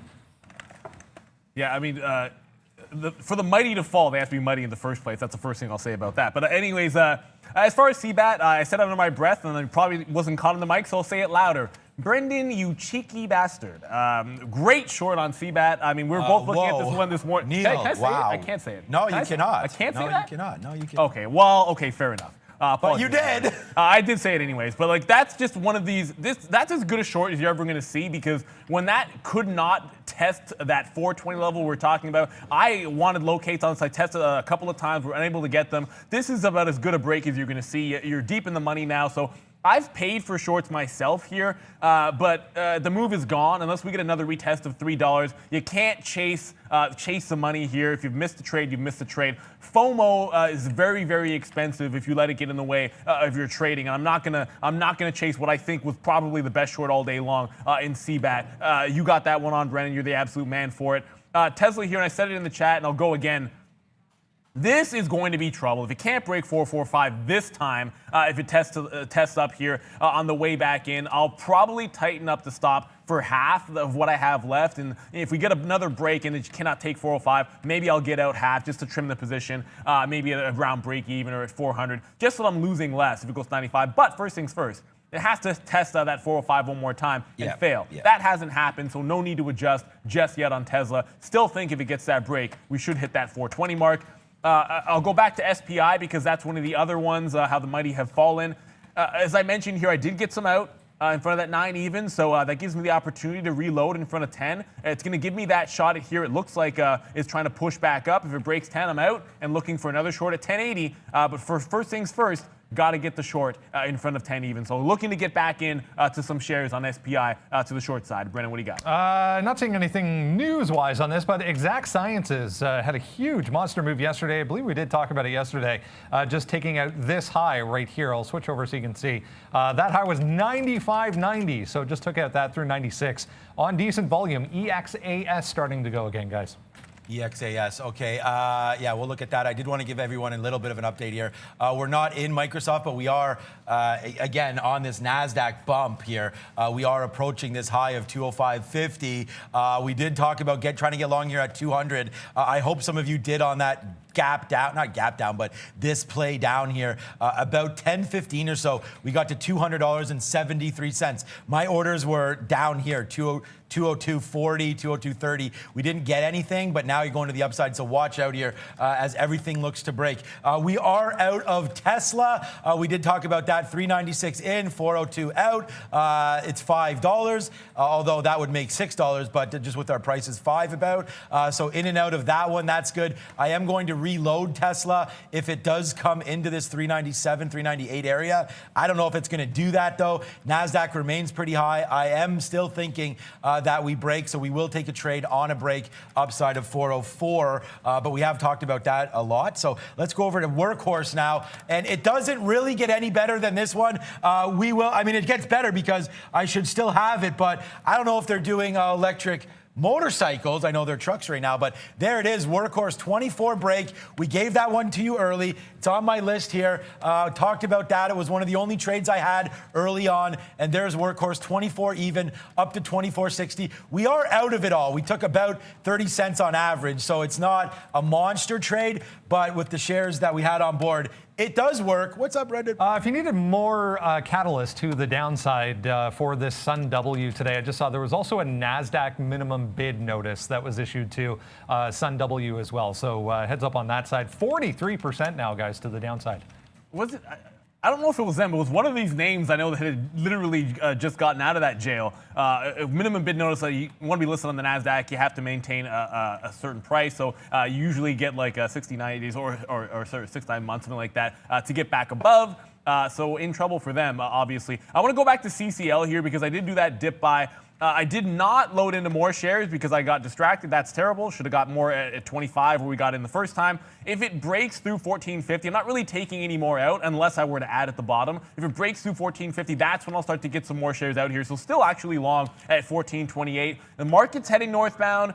I mean, CCL and Tesla are the two longs that I have, and they're both flat at best right now, and both running into some resistance. When it breaks, that's when I'm looking to take some shares out, guys. So come on, Tesla. You got to get going here. The sleepy one that Brendan mentioned, it might be starting to wake up. The longer this goes sideways, the less I'm inclined to add to my short in Box L. It's going to have to either take out that 155, give me a bigger profit down to the previous close at 145, or I'm just going to get it all out around this 175 top and not dig into more shares. If 185 goes, I'm only taking it if there's a volume spike as well. It's starting to taper off in the volume. I'm not taking a long breakout unless there's a corresponding volume spike. It's got to be up on volume.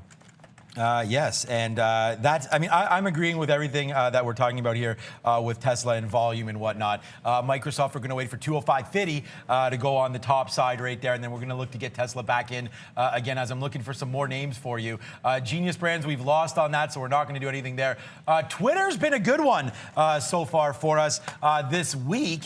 Twitter, we had that huge trade on board about, I think it was 2 or 3 days ago where they got upgraded. That was a monster, and right now we are looking, you know, what time is it? It's 10:30. Let's just drop down our main chart over here. We do have other charts to the side of us here, so if you're joining us for the first time, we're not making decisions based on this one chart that we show you. We're just trying to explain more of our things, decisions right now. But 43.50 right here on Tesla is a break spot there, so if you do like the short, Tesla in Twitter, if you do like that short, then that's a good spot right now to put it on. You could retrace back to VWAP. That would give you that smooth 40 cents, and you're only only risking about 10 to the upside there. So if you do think the market's a little overheated now, which it kind of is, straight to the upside on the NASDAQ, watch out for Twitter here coming upside. You could take this trade. You have 43.50 yesterday, a little bit of bounce spots here at 60. So this is not a horrible spot. Fade this little move up, then retrace it back down. I don't know if I'd wait all the way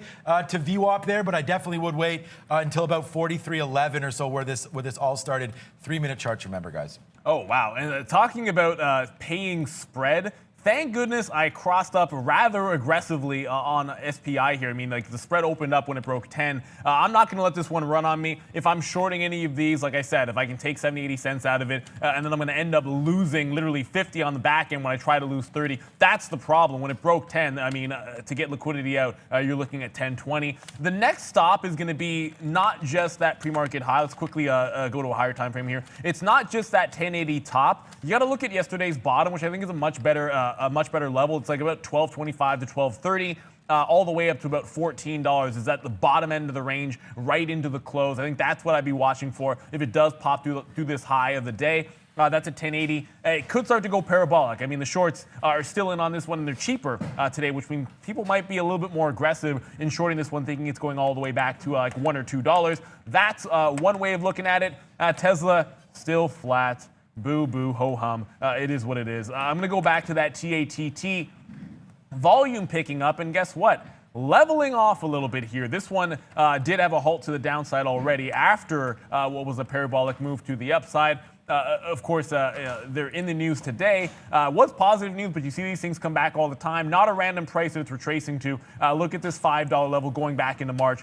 Huge flush off of support at $5. So previous resistance might turn into a bit of support at that price. So if it wants to make a move in the afternoon or even right now off of this $5, I don't mind taking it here off the bottom. Sometimes we see a secondary push on these. You have a nice level in the past you can go back to, and it's starting to round out. So I'm going to take a shot on TATT. I missed the short, obviously, but now I can go long in front of 5 even.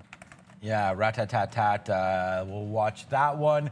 Still watching Microsoft, still waiting for Tesla to do something. Intel making moves there. Here goes Twitter. Looks like it wants to break the top right now. We're not in this, but we are watching it. Look at the NASDAQ getting real spicy right now, taking out highs. Let's look to see what's happening right now then with Microsoft, because that's a name that we are going to get into very, very soon. So let's get into our seats and get ready to rock and roll here. Microsoft's going to take out the top. We will average back in on the downside now. NASDAQ looks like it finally wants to go. Tesla right back to where I got out at 402, but here we go. Let's see if we can take out 404. We're also waiting for Microsoft to go through 205.50. All things turning upside right now for us. So good day today. It's been a big one, as you guys know. So let's just keep the momentum going. The biggest trade by far today was this CCL trade. We took out the stick, hammered it all the way up. Our best outs all the way up here. So that's turned out to be an absolutely fantastic trade for us. CCL since then has been pretty dead. I did want to also look at Facebook, as these are all movers, man. Today, back up to 250. This could be a good shorting spot. We'll look at this more seriously when we get back from Brendan. What's up, B? Another one to look at, guys. We've looked at this one before on the show. Ideanomics, IDEX up 10.5%. Very quietly today. Just had a huge volume spike there as we poked up to almost $1. So this thing is a penny stock again, but just popping up on a volume scanner today. I'll have a look to see if there's any catalyst on that. Valeria is watching what is going on. Right on cue. Hey, watching what is going on over in Europe. What's up, V? Hey, Brandon. European travel stocks took a hit with Air France, KLM falling the group down, falling more than 3%. Back to you. Yeah, right across the board, travel stocks in play definitely today, even as we saw here in Canada, Air Canada, guys, to the upside as well, guys. All right, we'll hit the siren here. We're in Microsoft right now, breaking through that 205. So those of you guys saw that trade, we hit that one. We love Softy. We're out a little bit already of this name, so we're gonna have to let it close on a 3-minute chart before we keep getting out of everything. But 205 to the downside here now, making moves, but good trade here on Softy, and it looks like it is fading back in a little bit. But 205, we do take that long, and then we're out of half of it on the upside, 205, 60 or 70 there. Good trade on Softy, but just letting you know we're back into that. We're now, for the first time, into Softy long at 205.50. Yeah, and I said I would do it, so I'm going to. If it make another test at the high on Tesla and fail to get through, I'm just going to scalp a little bit more off. So I've gone ahead and done that. It's only a couple of dollars here, unfortunately. But this is going to be an opportunity that if it comes back and tests at 95, I can reload into the trade and do what I probably should have been doing the entire time, which is taking the bottom end of that range to low back into more shares on a dip buy and then ride this party to the upside. So that's what we're going to do in Tesla.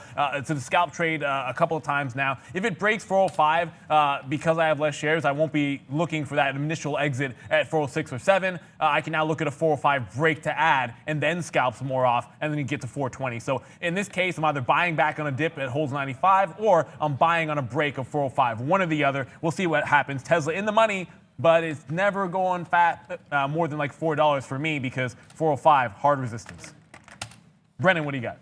Guys, if you're joining us for the first time, make sure you hit the like and subscribe. We are ever so close to that 90,000 subscriber mark. So if you haven't already done so, make sure you do hit like and subscribe. Coming up on Monday, guys, this is on Monday. We're going to have our first ever members only Q&A. We've had such a fantastic response when it comes to the memberships, guys. We appreciate the support, as we say all the time. We appreciate it so very much. We're going to open up a Q&A. We'll answer whatever you would like us to when it comes to trading, obviously. That's going to be Monday afternoon. Yeah, join us at 12:30 right here on Monday afternoon for the first ever, guys. Members only Q&A. All right, 404.50. Yeah, good job there. I'm excited for that. I really do think that the Q&A is something that a lot of our members have been looking for. And look, it's hard for us to get all the questions right now from you guys, so we're going to do it private and special for you coming up on Monday. Thanks for the reminder there, Brendan. And that'll give a good opportunity for our members to come through. It's $5 a month, and then you'll be able to ask us direct questions, and we'll take the afternoon off for you to do that. But okay, Microsoft 205 break. We're going to give it a little bit more than that to the downside. We did take 20 or 30 cents on that initial win, but the market here does top out there. So we'll wait to see if it does break back to the downside. Microsoft more aggressive than the market today. You're up 1%. That's why we do like that long. So those are little things that I take in consideration when we're taking these trades. Where is the stock in relation to the index that's mostly followed? So NASDAQ, Microsoft makes sense to me. Now NASDAQ's coming off. So if it breaks back down below right now, which it looks like it's going to, there you go. And Michael Doyle, you are welcome for that one. Ooh, didn't mean to blow it up that much. But there it is. Super chat again. Thank you so much. Workhorse. Yes, sir. Yeah, look at that. Nice trade, man. We were long Workhorse. I know a lot of you like that name. You can follow us on Twitter to see these plays as Neil and I post them there. 24 long.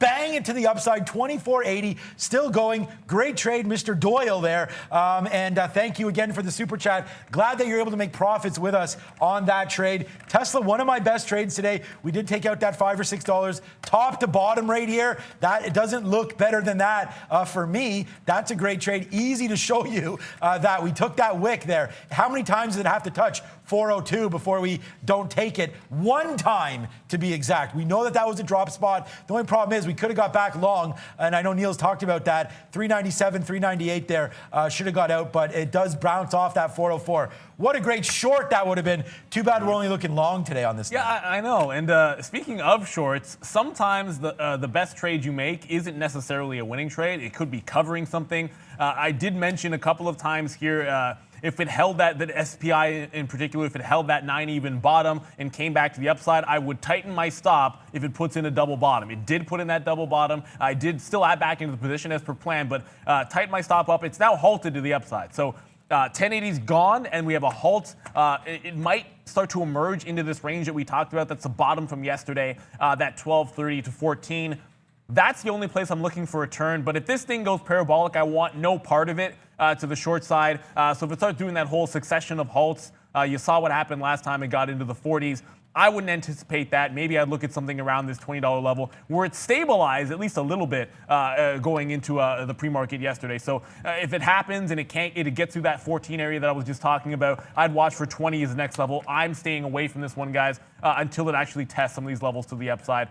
Don't want to be jumping in front of that freight train, guys. Yeah, I see you, Softy. I see you, Softy.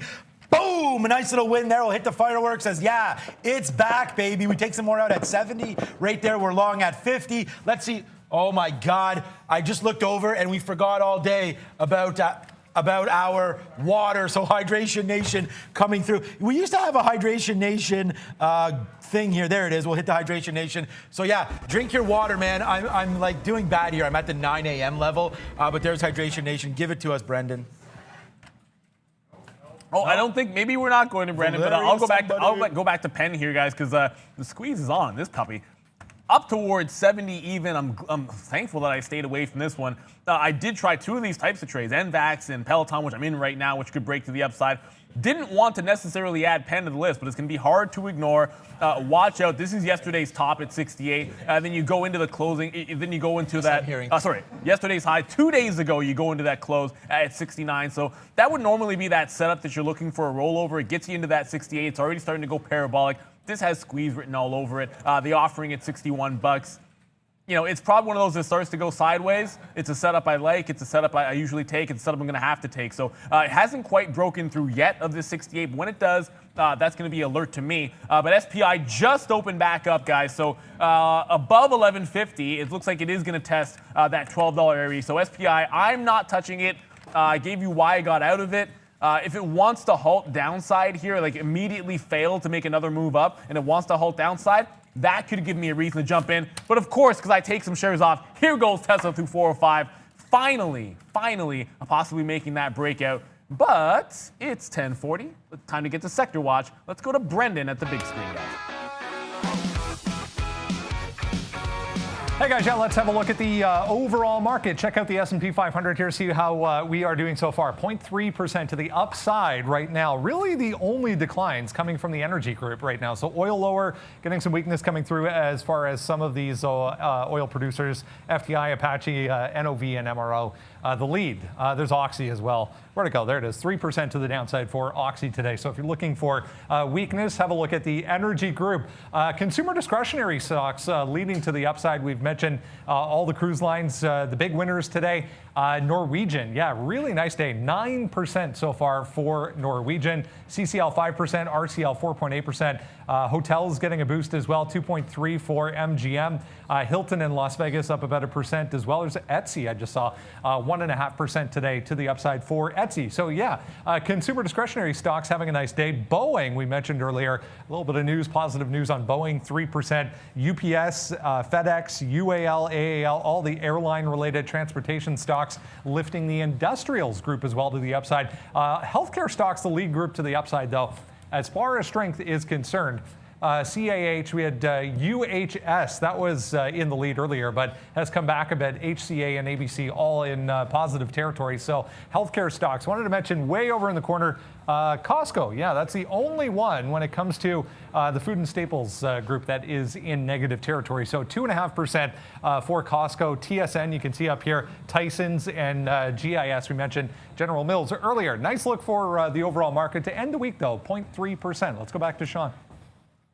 Yeah, I'm back here, and Microsoft falling down a little bit. Good thing we did take some out on that rebound, and we'll do a new position alert because, yeah, we're into SPI here, guys. Our first long down here. We can go to a 1-minute chart. Boom it to the upside here. A nice little 50-cent win right now on SPI. So we're back, baby. You guys loved the way I traded SPI a couple days ago. So here we go, 1137 in, 1190 in. We're just going to use 1050 as an out. We're not very heavy in it. We're just going to see if we can't catch a runner now. I mean, we just did catch a runner, 50 cents, but let's see if we can get some more. It's not a heavy position, like I said, or else we probably would have taken some out when we were $1 in the money right there. But let's just wait to see what does happen here for SPI. Still down that 10%, but we did see it go parabolic the other day, obviously. And if you missed on that, then look where we came from, man. $26, $16 the other day. Here's the move up to 30 at 9:15. We even got higher than that. That was yesterday. The day before that, halt. This is where we were long the day before. No, what do I mean? We were long down here at $3 down here, even lower than that, $3 down here as it goes up to 45. So guess where my offer is right now? $17. So we'll wait to see if it can go up to that high right now. We're nicely $1 in the money. You want chicken dinner winners? Forget about chicken. Let's grab some filet mignons right now. Still moving to the upside right now. $12.80, $13. Let's just keep going, SPI. Your float is low and your profits are hopefully heavy, but we'll wait to see. It does stop there at 13. That may have been a good spot to get out, man. We bounced around 13 yesterday, so getting a little greedy there, looking for more, I think. Let's see if it hits 13 again. And I'll go with this graphic. I'm not sure how I haven't. We have like one of our best ones for logos is the Tesla one with the electricity. Now it goes through 405 because, of course, it waits till I actually scalp some more shares out in front of that price level. We talked about the 5 break. I'll take some out in front of that 410 because I did add on the upside play there. So if we can get a little bit out, my average price is going to be just over 403.50 here, 403.80 actually. So if we can get some out in front of 410, I'll do that. 420, the next level to the upside. I believe in this Tesla play, maybe not enough because I did start working out of it when that 405 turned into some resistance. Do want to get us quickly back over to CCL because you are going to see I'm still in this position to the long side. Hasn't given much reason to get out and is finally, with that move up in the market, finally breaking, or at least trying to break this 1450. This is where I said I'd wait for the break and then start taking some more shares out. So I still had those 28s. I'll take some out on the way to 60. High of day here at 1477. I'll take the last out in front of that price because this opening range break is a secondary trade. I'll probably get into more shares to the long side. So the first dip buy would be done in front of 1475 on CCL. Okay, SPI, we're still watching it here, and now it's back down to 12, off of that 13 break, almost 13 break. Let's see if it can keep going. I don't think it will halt anymore. There's going to be no new news on this, and if there is, Brendan will give it to us. So this is just trying to hit a home run here.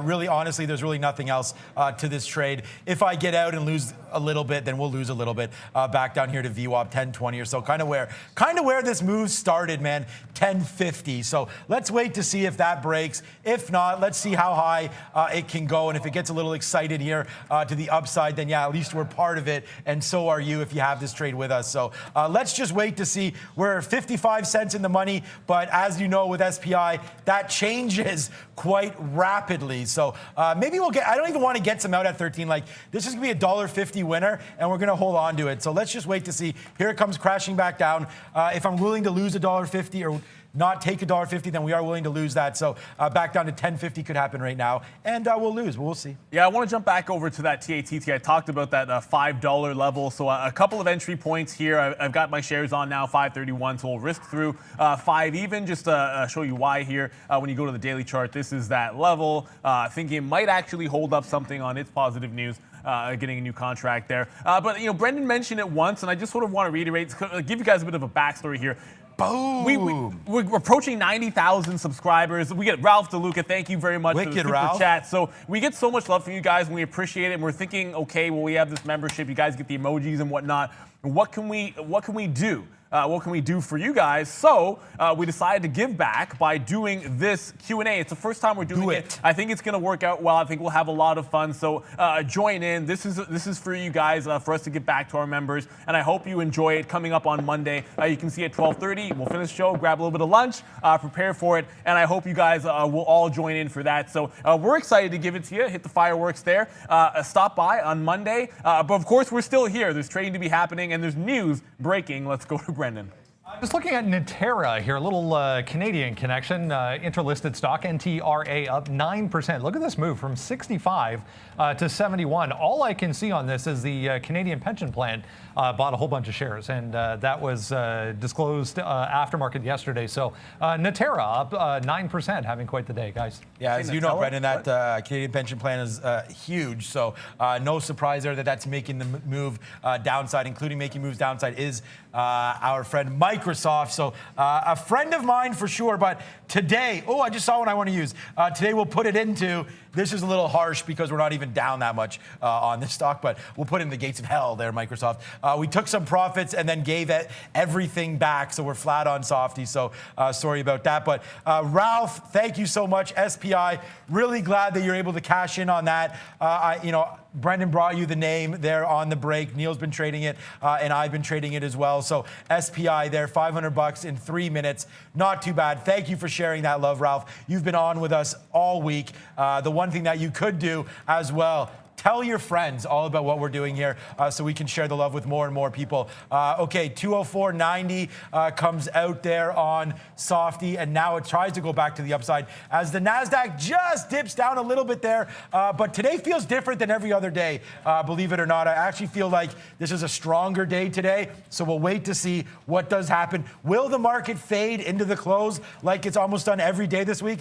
Not sure. We still have an hour and 10 minutes left in the show. Thank you so much, Claudio. Yes, thank you so much, my friend. I'm going to guess you're Italian, so a nice little Mamma mia! thank you so much there, Claudio, for that sign up there. We love our members. Let's go. Yeah, and let's go TAT, well, TATT. I'm just going to keep calling it TAT for the rest of the day. I want to see it break to the upside past like 560 or so. Once that happens, the only reason I'm going to use this is a bit of a double top since it halted to the downside. This is the top end of the range. So once it breaks out through there, I start taking profits off on the way to $6. I'm not saying it's going to go parabolic. Of course, SPI has. This has come back so heavily today that thinking there's another parabolic move up, I think is greedy. I'm just long in front of some support. And if I can get a 10% move back up to 6 even, I'll be very, very pleased with that. So that's a plan of action on TATT.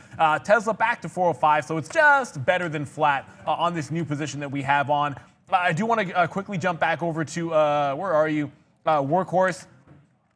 So because I had the Tesla, and again, this is going to end up being the wrong decision, because I had the Tesla long, which wasn't working out, I ended up cutting off, I hold on to Tesla for a deeper move. I cut off my Workhorse because I didn't want to be in both of them stubbornly, and it's Workhorse that was better. Approaching 25 even now, guys, so watch out for that break. That could be another trade right there. For now, let's go to Brendan at the big screen. Money Talks.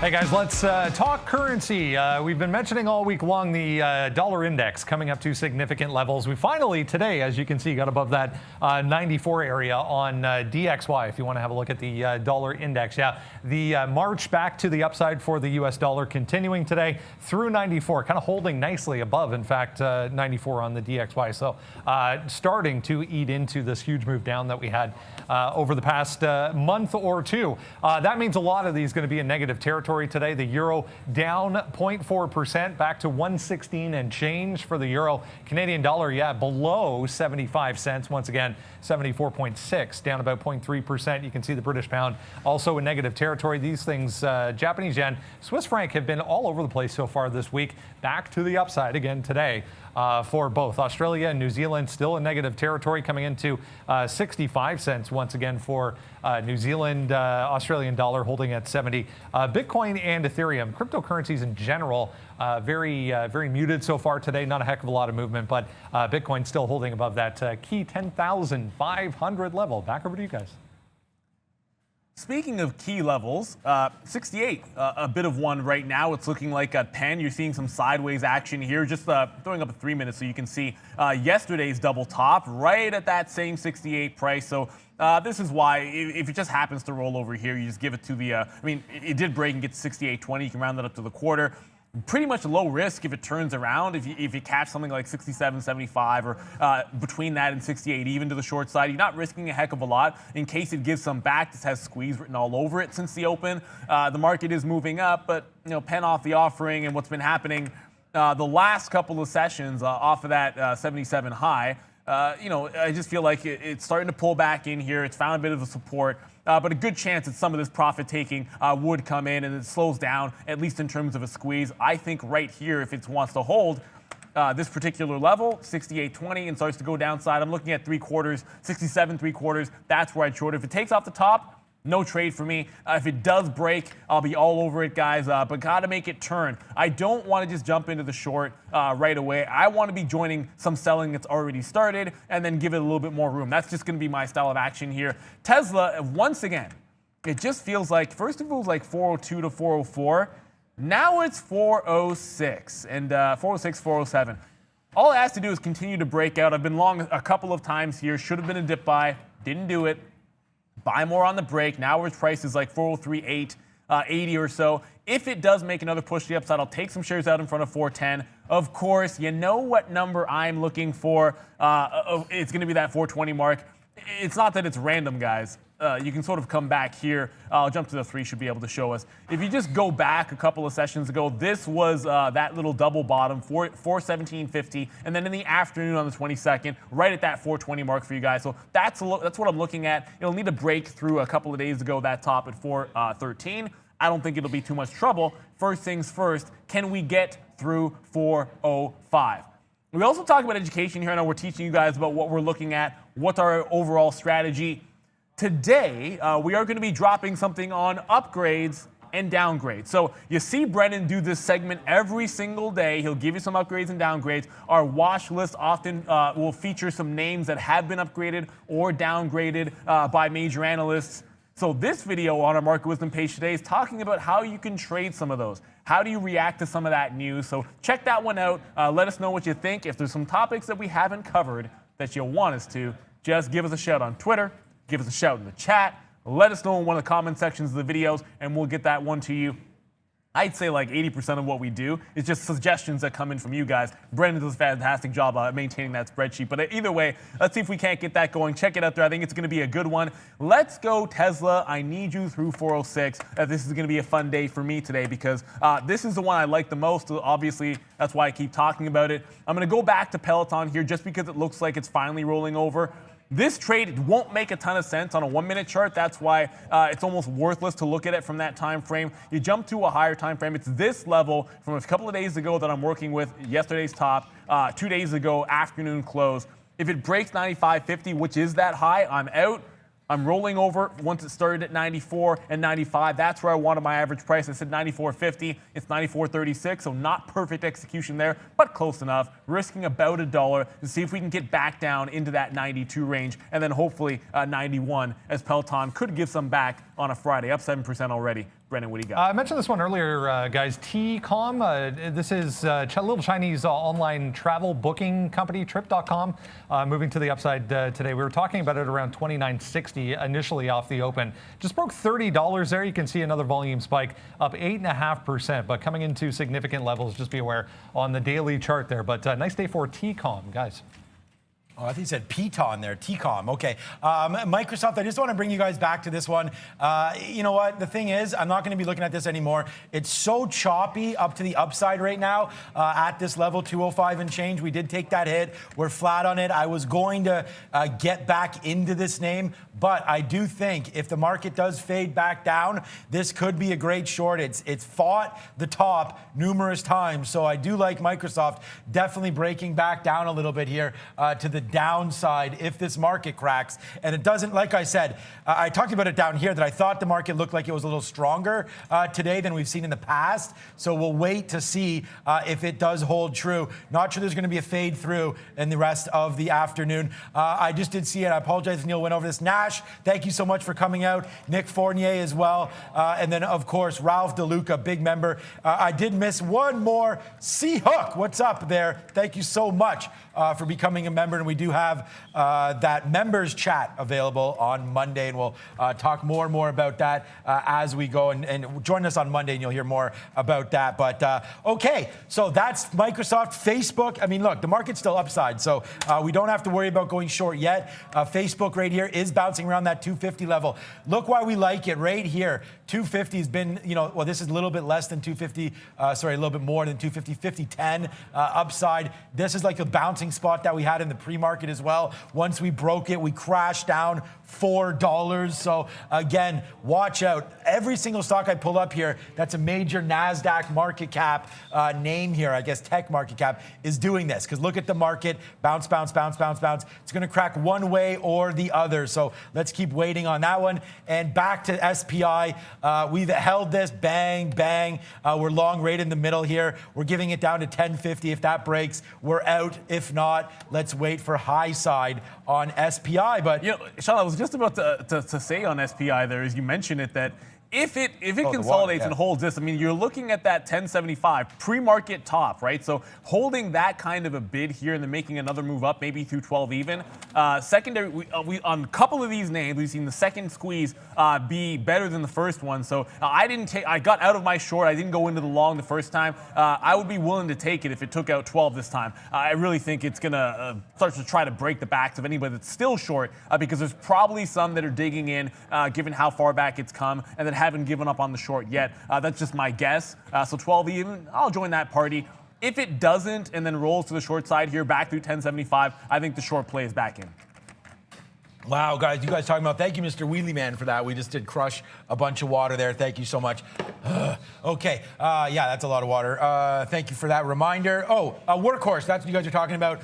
I mean, banger. Superman gave this call early, but we did get out. So not feeling like Superman, but I'm really glad. And that's the thing about what Neil and I are doing here on a daily basis, man. We're really glad that you guys are following us, watching some of our trades, and taking them with us. Thank you so much. And it doesn't matter how much. This is why we don't show our P&Ls every day, guys, because it doesn't really matter. What we're trying to do is give you guys the names, give you guys the trade ideas, and then hopefully you're able to execute on them and then hold it to your own, demise and or profit, right? So either way, it's going upside here. But Workhorse, thank you so much for that. So we will say that it was a spicy one, needless to say here, for Workhorse, but great trade. If you're able to hold on to that one, I want to congratulate everyone for that as well. And then you guys said, who's long SPI in the chat? I am. And again, this is just like, we're trying to basically see what kind of wheelbarrows happen here. It's just a home run play type of thing. If it breaks back down below 1050, we're out. We're giving this thing about $1.50 either way. Let's just see what happens with SPI. Possibly it goes parabolic, possibly it doesn't. Let's wait to see. But at the big screen right now is everyone's favorite, Miss V.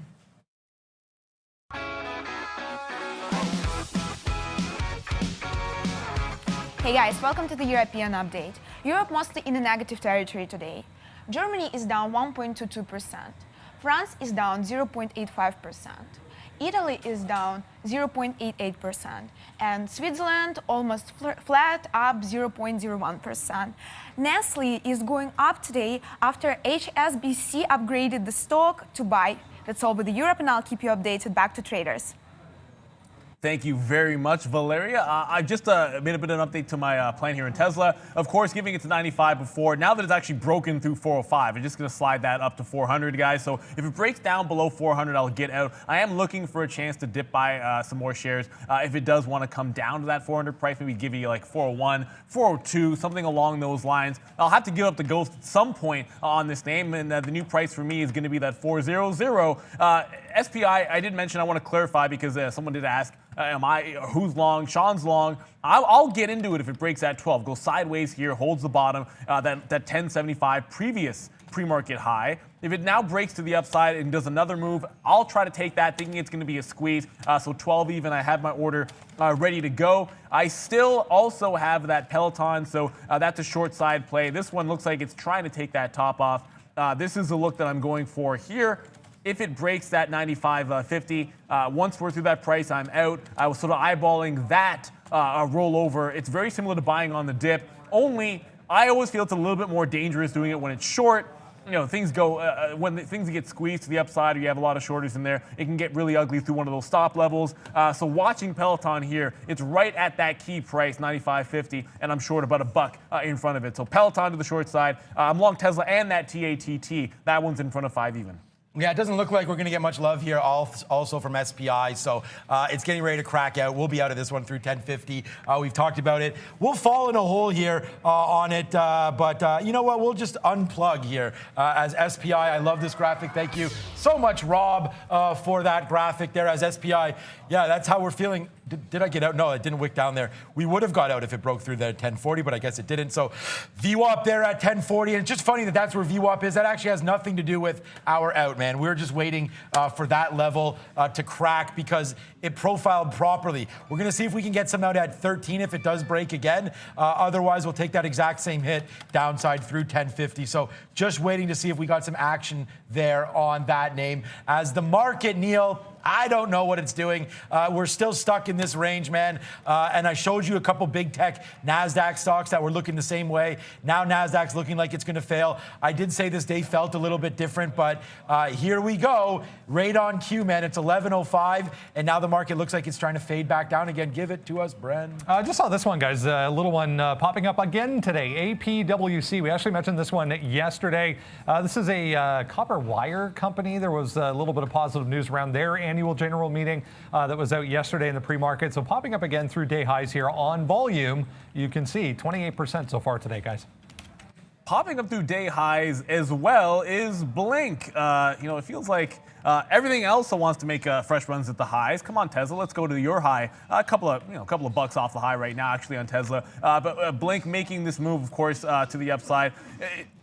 You're starting to round into this price level here, of course, at 9 even. You go back earlier on to the 22nd, so earlier in the week. It did make a run double top here at 10 before turning around. So 9 looks like an interesting breakout price for Blink. I'm already sort of pulling alongside a long trade into Tesla. That's why I'm sort of reluctant to jump into any of these for long breakouts. I feel like if they go, it's likely Tesla has made its move as well. So it's a bigger name. I'm already invested in it here. Not invested, trading in that one to the long side. So 9 even, definitely a level. If that breaks, I'll probably already be happy. But if you're holding a long in Blink, my approach would be to look to see if you can get a move through 9. If it turns around, maybe put a trailing stop or something along those lines.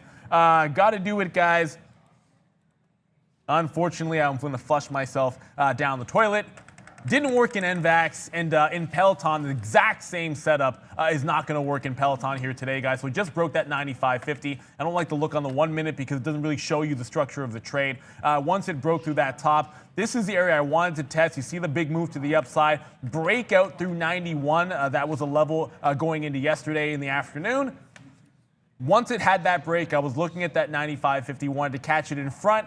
If it could hold it, the rollover potential was all the way back down for a $2.50 to $3 move. We'll risk $1 plus slippage. That's what actually happens here.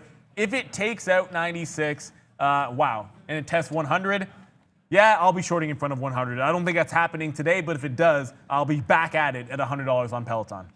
SPI, Genius Brands, the only two that we're holding, and we're not doing anything. I just get out of Genius Brands, actually, would make the most sense instead of watching it. But it looks like our 1050 or 1040 holds here on SPI. So let's see if it's getting ready for another run. It could possibly go right now after testing that bottom. What's up, B?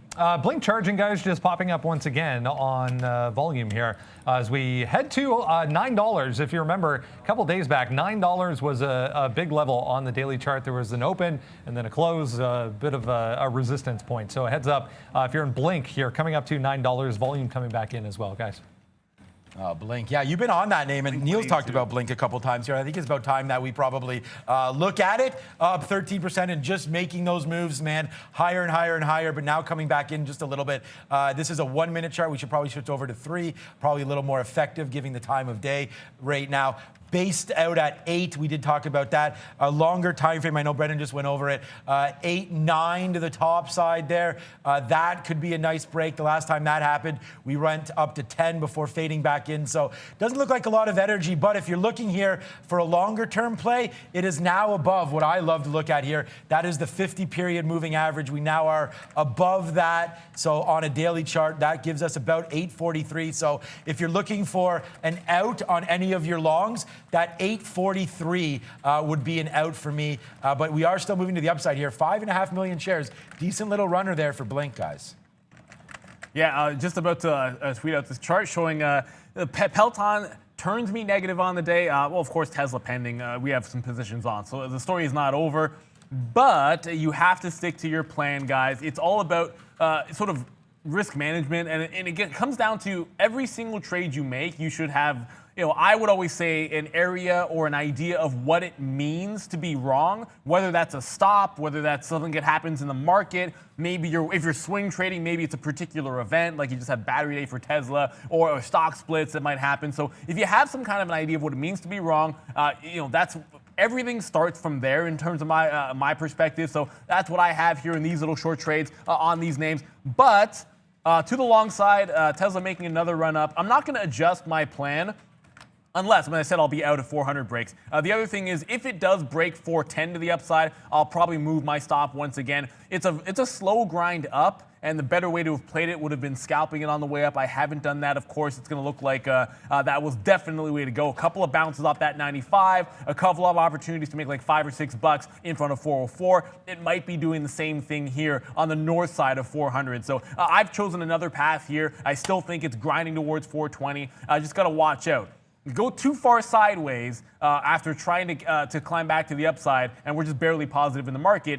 Lunchtime, if we slide off and start to sell, you want to make sure you have a stop on all these longs, and that's why I'm tightening it up, because the longer it takes to get upside, you could get one of those flushes going into the weekend here, Sean.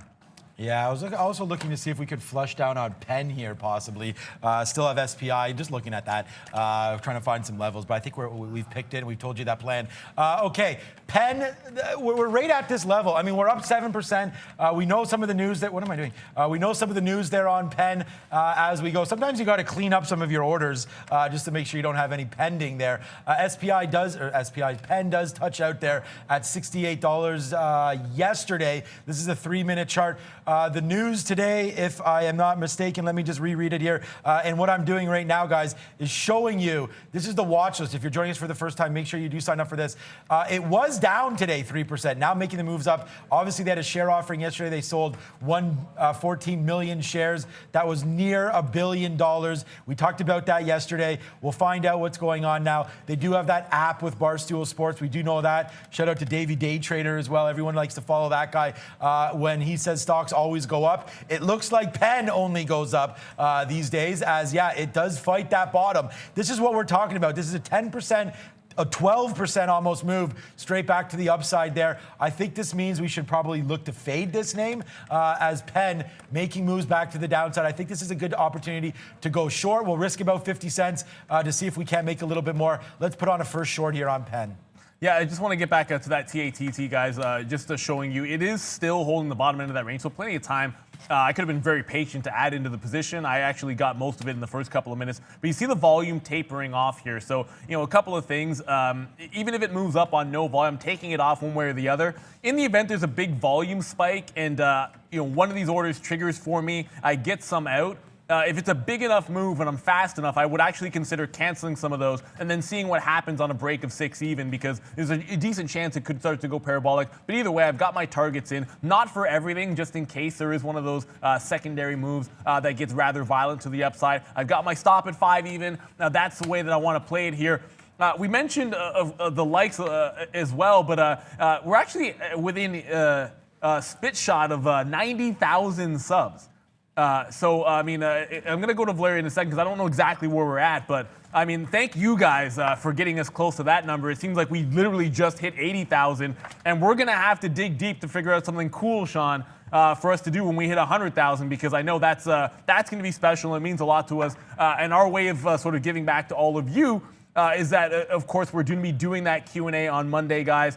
It's the first time we've done anything like this, so I don't know how it's going to go. I think it's going to be fantastic. So we're going to give back to our members by doing this Q&A session. It's going to be just after the show at 12:30. So we'll grab lunch. We'll come right back. We'll answer everything you have in there. I think it was Roki1 or one of our members already saying a movie list you want from me. Okay, sure, why not? It can be trading related if you want it to be my movie list. I don't know why you'd want to know that, but I'll give it to you anyways if that's a question that we get, guys.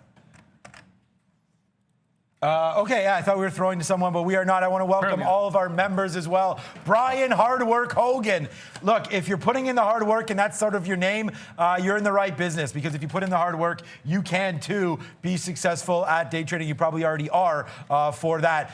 There we go, guys. Everyone smash that like button. Please do it. Please do it, guys. Let's just keep on going here. Higher, higher, higher. And thank you for everything that our viewers are doing for us as well. The only position that we have in here is Penn. We're short right now at 82. Let's see how this one wants to go. NASDAQ, Neil, breaking higher. I mentioned that I thought this day felt like it was going to be a little different. Here we go. NASDAQ making new highs right now as we speak. So good on anybody that's holding those longs. Your Tesla long is going pretty sweet. We only had one trade in Tesla. Obviously should have held it. 396 up here. That's $5 winner. But now we're breaking out. We've already been this high before. 407. Let's see if it touches that one more time. the high, 406.94 right now on Tesla. I mean, what a great trade that's been. I think I'll probably, this is where I dumped some of mine, was 405 in my own personal account. Would have loved to pick some up down here at 350. We're going to do that next time it's down there. Thank you again, Taylor. What's up, Taylor, man? Thank you for that, joining as well. It's been a good day. The only trades I have on right now, Penn and SPI, and both right now kind of doing nothing. Yeah, so if you want my movie list here, here's one. Come on, Centipede. If you know where that's from, I heard someone on the trading floor talking about comedians. So the hint, one of the greatest comedians of all time, starred in the film. If you can get it, congratulations to you. But let's go Tesla. Approaching that high, 407. If it breaks that, I do want to take some shares out on the front end here in front of 410.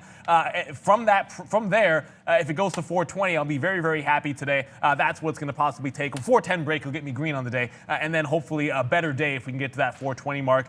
It's the only other long I have. Probably does not care what's going to happen in the market. TATT, it's got its own news. It's trying to make another bounce after giving a heck of a lot back. It was up at 750, now back to 5 even, but that's a key level. It's Tesla that will likely move with the market, or even move the market in the event that it continues going. There's 407.50. Yep. Let's get to that 409 area so I can take some shares off for a nice little winner. Average price now 403.80 after starting it at the 400 break, guys.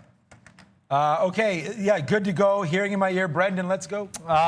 Peloton, guys, just noticed Peloton here. I'll flip over. There we go. Another day high on Peloton here. Now 8.25%. We're kind of trying, at least, to clear these levels on the daily chart. This 95.5 area trying to be cleared right now on Peloton. Quietly having quite the day, guys. Yeah, I hope some people followed the advice there that I gave a while back on Peloton when it was so low there. And Amazon and Apple and all these guys were coming out with competing products. And I said, irrelevant. Peloton's going to start going high side there. We've seen it happen too many times. You saw Spotify.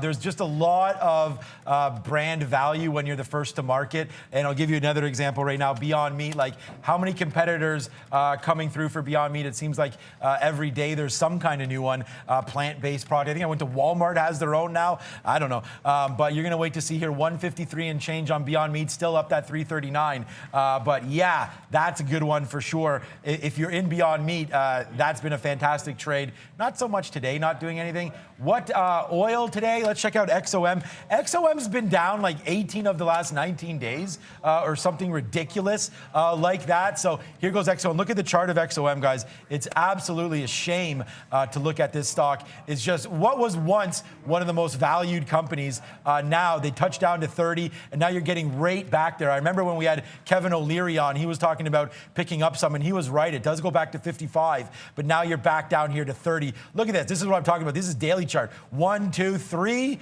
positive days in like the last 30 or so. Sorry about that, anyone holding XOM. Not been a good one for oil space. Yeah, definitely not, guys. And look, it's going to be one of those things where I don't like to look a gift horse in the mouth. So I look at that 407, I'm like, yeah, I would like to get it to 409 on Tesla, but I've taken a break. I scalped it a little bit here. I've taken another break. I'll scalp a little bit. I'm still going to be holding on to this. So, of course, if it breaks 410, I'm still going to have it on the way to 420. But I can't ignore the fact that it keeps slowing down every couple of dollars or so.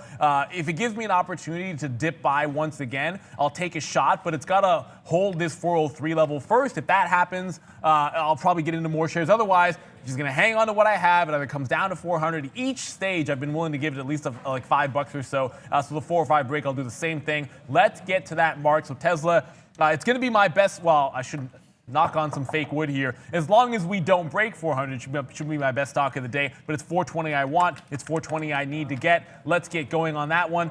Penn, starting to round out. I didn't take this trade. Sean, I think it's a great look. I'm literally 0 for 2 on this setup so far, trying it on both Peloton and NVAC. So my gut is telling me to sort of stay away from it, but it looks fantastic for a rollover potential. And then if it breaks that like 60, 69 or 68.50, either one of those levels could be some good stops. I'm just staying away. It's 11.20.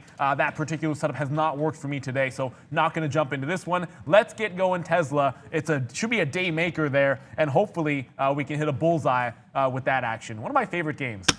I love a good game of darts. I'm actually not that half bad at it. It's one of my games. I'd probably take anyone on. I used to play left-handed even as well. It wasn't too bad with the offhand. Yeah, left-handed is nice. I don't. Yeah. Couldn't do that anymore. But back in the day, we had one in our basement growing up, and I would practice with my left hand just so that I could actually say to people, "Watch me! I'll bet you I can hit a bullseye with the left hand." And then, of course, I've been practicing it for months, and then I would sort of trick people. I guess it's kind of shady if you really think about it. Practice makes perfect. So left-handed, good one there. Yeah, I love darts and I love billiards as well. So yeah, that's a good one. But I haven't played in a while, so you do need to have practice on all of these games. Okay, 68.50. Penn is looking like it wants to crack out. Neil talked about losing on this name. It looks like we may do the same right now if it does break through 68.50. I play off the 50s all of the time, so that should be no surprise to you. We are short. We're short at 68.02 right now, so not a big deal. Let's see if it can give us a little bit of a profit downside. But, you know, when you're fighting a stock and the market looks like this, yeah, you're not going to win too often, Brendan. I just saw some of these semiconductors as well popping up on day high scanners. AMD not quite there yet, but 76.87 up there was the earlier high. What a reversal this thing had off 74.80. Straight back to the upside now, up once again 1.3%, guys. AMD. I'm going to say, I'm going to stay away from that name on those highs because I look at a chart like that. My first gut instinct is like, oh, let it roll over. I want the market to go up because obviously I've got this long in Tesla and I do have TATT. I will get you back to what has been the easiest trade of the day for me, but it's starting to get up to that point. You know, Boxell, I mentioned getting most of it out here in front of that 155. It was a good short in front of 175. It is trying to test back. Now that it's rolling over, again, it doesn't break that 175 mark, so it doesn't get me out. I can actually start thinking about getting into more shares. If it breaks back down below the 65 and holds, I'll actually add to the short position, run it right back into that 55 area. Ultimate target has been and will still be $1.45. That is a previous close. We see these, of course, they got another contract there, but giving it all back within a day or two is something Boxell has done in the past. That's the bet that you make here when you put the short on. As long as you have a level to work off of, which I do, I'm going to stay short side on this one. Boxell, about to start thinking about adding in this 160 to 165 range, as long as it holds below VWAP here. Okay, right here, guys. Just looking at Workhorse again, back to 25. But look at this one. Oh man, I can't believe that we're flat on Microsoft today when it's $1 upside. Damn it, Microsoft, you should be there. Thank you, Mr. Wheelie Man, for the advice once again on a water drinking app. Muscle Stocks, what's up? Blink, Neil Roberts, Walter from New York with the news on Blink at Neil Roberts there. So, okay, I don't know what that means, but thank you, Muscle Stocks. If your name's Walter, thank you so much. Apparently, there's like some of our viewers and our members have like a chat there. They talk to each other, and Walter was in there giving the news about Blink. I mean, it's obviously a great little breakthrough 9. We talked about it and covered. I haven't made a trade on this one yet, but it is on my radar. I just haven't made an execution. I got to see something that I can execute a trade on that makes sense to me to jump in, but it should be on everybody's radar, trading BLNK. Brendan, what do you got? We were talking about that TAT, you guys. They got that contract from this stock, Honeywell, just went positive as well, breaking through day highs there on decent volume. Honeywell also just announcing that they are increasing their dividend. So not a lot of volume today or overly active, but a nice look. Trending back to the upside, guys. Can't go wrong with Honeywell. Yeah, good name there, Honeywell. We're kind of in chill mode here. We're getting ready for our guest of the day. He'll be coming on very, very soon, and that should be a fun time. If you guys are always looking at, other people's journeys, mine, Neil's, and Brendan's all up on our Stock Market Wisdom page. I pinned mine to Twitter, so you can find it there, and that will link you back to Brendan and Neil as well. And then again, we have a new video coming out today right now. Coming up, there it is. Upgrades and downgrades. You know, how can you trade these things? Brendan's come a couple times with some of these names here. Every day we have an upgrades and downgrades. So there it is. Let's find out how we'd like to trade them and what we look at when we're talking about upgrades and downgrades today. Facebook not upgraded or downgraded, but it is watching the market here, up 0.61%. Less than the market. So if this market ever wants to turn around, I am going to be looking for a spot to short Facebook soon, guys. If we can find that spot, we'll take it, but it might be right here, 251 and change. We've got to look to a little bit of a bigger time frame just to make sure that we're going to be right on this one. What is this? 151, 251.15, 251.40. You could probably go short right now and use today's high as an out. Let's start to build a position, I think. Yeah. I am long, if you haven't figured it out. There you go. I don't think I've ever used that graphic. Let me know what you think of it. But there goes Tesla again. It's got to be 410 that breaks. You can't count to 20 if you don't get through 10. At least that's what I tell my daughter. Hopefully she's learning those lessons as well. But it's got to keep going to the upside here. The only thing that I would change, and I mentioned this already, is if it breaks 410, I would no longer be dip buying all the way to 400. But I also might not have my stop at 400 either. So I'll make a judgment call there as it breaks 410. If it breaks 410, at 35 minutes or so before the end of the show. I would love for us to get to that 420 number before lunch, guys, because it's always fun to show you guys winners in the show, but you can't guarantee that. So if I do get out, whichever way this one goes, you can always watch. I'll tweet it out. Positive or negative, wherever it ends up. It shouldn't turn negative if I've structured it correctly. I've probably bungled the trade if that's the case. Going back to Penn, still going sideways here, and I'm telling you, the longer the market sort of hits this 3250 on the ES and just goes sideways and Penn goes sideways, man, that retracement does look pretty good if it does want to roll back over at like 68 or 67.50. I mean, that's like $2 all the way to VWAP for you. And it's even, this level here where it had probably the biggest consolidation on the way up and then the secondary push at 66.30. Even that gets you a $2 winner. So that looks like a great setup there, Sean. I definitely like that play over in Penn. I haven't traded it, and I'm probably not going to, given the way its volume it has gone. But that PEC stock, it is starting to level off here. And what I do see is like a 650 level on low volume, that if there is a second push that takes it through the 650 area, it's down 20%. There's obviously a lot of people that have shorted this one and had some success. I would just watch out, because when it starts moving, it halts quickly, liquidity dries up. So 650 could be one of those breaking points that causes something to happen in PEC. I see everyone still talking about Blink, and it's still making new moves past $9 there. But wow, I cannot believe here what is happening. This market just today, and I just wish that we would have gone long, even the triple Qs or the index when we were talking about it looking like a strong day. Forget about stocks. I mean, the market would have been huge there. So it looks like now, obviously, the market's not going to resist this Penn move. So we're pretty light on it, as we said there. Neil might have given it the kiss of death because we both liked it. So now that means probably going to go upside, 68.50. If it breaks, it breaks. It's not a big position, guys, at all. We've already, my day was done real early on CCL here.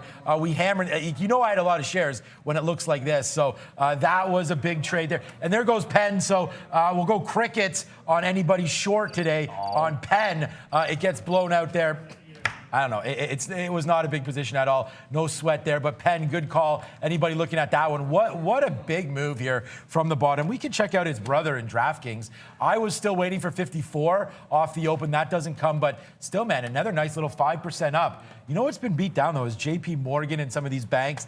I did make a new position in my own account at 94. We did talk about that as well. So $94 was a position. But look at this. Chop, chop, chop, chop, chop. So nothing's happening in the banking sector. And a big thank you to a couple of these super chats coming through. Let's get to 2K muscle stocks. I agree. And guest trader again from the show on the second. Okay, I guess coming again on the second. That's who Walter is. So thank you guys for letting me know. I asked the question, was Walter, you guys, who's Walter? Yeah, of course. We had Walter come through as one of our guest traders. Roger look, there's a lot of the Walters in the world, but one of them we love. We love all of you guys that are in our community. One thing I want to remind you of, though, is if you don't sign up for this little watch list, you're going to see a couple of sleepers that I'm in here, that TATT. No trades for me until it made this bottom. Went over some levels for you here, but it was literally the last name on the watch list. We didn't quite get to it, so it's got some good movement on it. It's starting to slide back to the upside, so it's in the money for me here, but to long off that 5 even bottom. So it's important that you have that list if you want to be following along, especially because on a day like today, and Sean just hit the crickets, the market sort of rounding out at the top, not a lot of crazy action happening at this time. You want to have some ideas that are actionable in stocks that are actually doing something. So this name is probably ramping up. It looks like it could make a secondary push to the upside. It got some levels. It's in play. The volume is good on it so far today. That's why I'm involved with it. Tesla, let's get through 408. Come on. Brendan, what do you got? Just watching some of the energy names, guys. We mentioned during Sector Watch, energy stocks, definitely the weakest by far today. You can see Oxy here down 4%. Crude oil still kind of grinding to the downside. Oxy, though, at recent lows here. This is big time trouble. If we get below 980 and then kind of 950 at the bottom there, we could be in trouble for Oxy. And then if I flip over real quick to Halliburton, you can see similar things. Recent lows here coming into play. 12 and then 1175 for Halliburton, guys. Wow, like this market, yeah, Halliburton, yeah, again, a lot of plays here in the oil space, Oxy, Halliburton there. We've already touched on XOM for you a little bit. I mean, look at it. This is why Facebook's so hard to trade. This is a 3-minute chart. You basically have in one of these candles about $1.50 worth of range to the upside, sorry, about $1 worth of range to the up and downside. And that's been happening for 1, 2, 3, 4, 5. So about 20 minutes or so, we've been going up and down this ladder. So be very, very careful here on anything Facebook related. It's very slippery slope. But with that being said, I do like a break right now because if it does break back downside, I think we can get a 250-50 break, 250-80 maybe even to the downside. But here it comes, man. The NASDAQ keeps on marching, and so does Facebook. So watch out to the upside here on a 3-minute chart. It looks like it's going to get blown up here. If you go back over to a 30-minute looks better, but let's just see what it looks like on here. Yeah, not so good. This is it right here. Look, 253 back here in early August, 254, 255. We're getting up to there again. Facebook's just been pummeled from 300. So it's definitely right now trying to make its way back upside. But what a drop from 305 down to 250. This is another stock. If you're looking for a long-term play, nothing wrong with picking up some Facebook. But remember, there are political ties here to all of these social media stocks. So as the election comes through, you're going to have to be very, very careful for a long-term play on some of these social media stocks. They are going to get under fire for sure. Yeah, just going to go with, I don't know, we'll line this one up and knock it out because there goes a bit of a parabolic move. And I said if it started to do this, this was, of course, on a volume spike in TATT. What would I do? Cancel some of those orders I have just in case it gets really, really crazy. So I just get some out for a 20-cent win and then got a 40-cent win. I still actually have over half the position here because if it, you can rewind the tape here, if it did a volume spike and broke out, in the off chance it was one of those like parabolic starts up to a break of 6, I just wanted to make sure I was holding on to some shares in case of it. So just talked about this one from our watch list. Has something actionable at lunch, and this one falls into that category.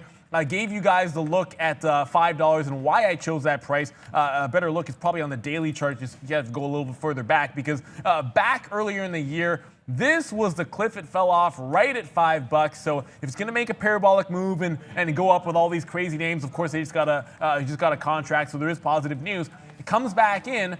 A previous level of support is a good level for me, and if it tries to base out in front of it, and I'm looking for a long for a second push, I'll go in front of that level. It doesn't get there, fails higher than that price. On the move down, I jump into some longs once it's done that. Now reaping that reward. I'll get some out in front of 6. Next stop after that, 650. I'm not saying it's going to go all the way to the high of the day. I probably will not have any shares on the off chance it gets to 750. All right, there we go. We did take a little bit of Facebook up here at 251.20, and then we get hit there at the bottom. And again, it's not a big position yet. We told you that it was going back and forth like this, but we did want to get involved here just in case this was the one that cracked down. So that's okay. We have an average price. We're going to give Facebook up to 252. Just again, the market may have topped out there. Not to say that that's what's going to happen, but we are going to take a shot here on Facebook being weaker than the market and have a little bit of a short on right now. Let's see if Facebook can give it to us. What's up, B? Just checking on International Paper Company, IP, on or in New York, guys, just had quite the little tear there from 39 up to 40.75. Volume still coming in here, so going to double check on this one, but IP in New York moving. Yeah, I only buy my paper from Dunder Mifflin, so I'm probably going to ignore that stock. But I'm not ignoring TATT. If it breaks 6 even, I'll take some more shares off. It just hit 592, so we'll take off a 60-cent win, just a little bit more than that. Now holding about 40% of the position. It's a 6 even break. Once that happens, I'll use some of that momentum to get out, and then from there, I'll hang on to some for the top. That bottom got put in at 5 even again. This name from our watch list, it feels like it's one of those days where I don't think I've made an execution in anything that wasn't on our list from today or yesterday. It's one of those weeks. I haven't really gone off the book all week long, and it just feels like that's the way to go sometimes. You identify the stocks that you want to play. I've looked at my past, and most of the times that I've had negative days or bad days in general, I'll have 10, 12 traded symbols, and I go back and look at the watch list or my notes, and half of them were names that were not from my original planning in the pre-market. So I'm trying to sort of make that adjustment, improve my trading. We're always trying to learn here. You're always trying to get better. Speaking of learning, let's see my ugly mug one more time. Brendan always goes through the upgrades and the downgrades, guys. So you see them. They're there every single day. Analysts make or adjust their positions on particular stocks. Dropping on our Market Wisdom channel today is our perspective on how you can utilize that information to help you in your trading. It's going to be important to understand the markets, whether you care about them or not, or use them or not in your strategies. Understand what they are and what they mean to everybody else. Yep, and there we go. Great explanation there for sure.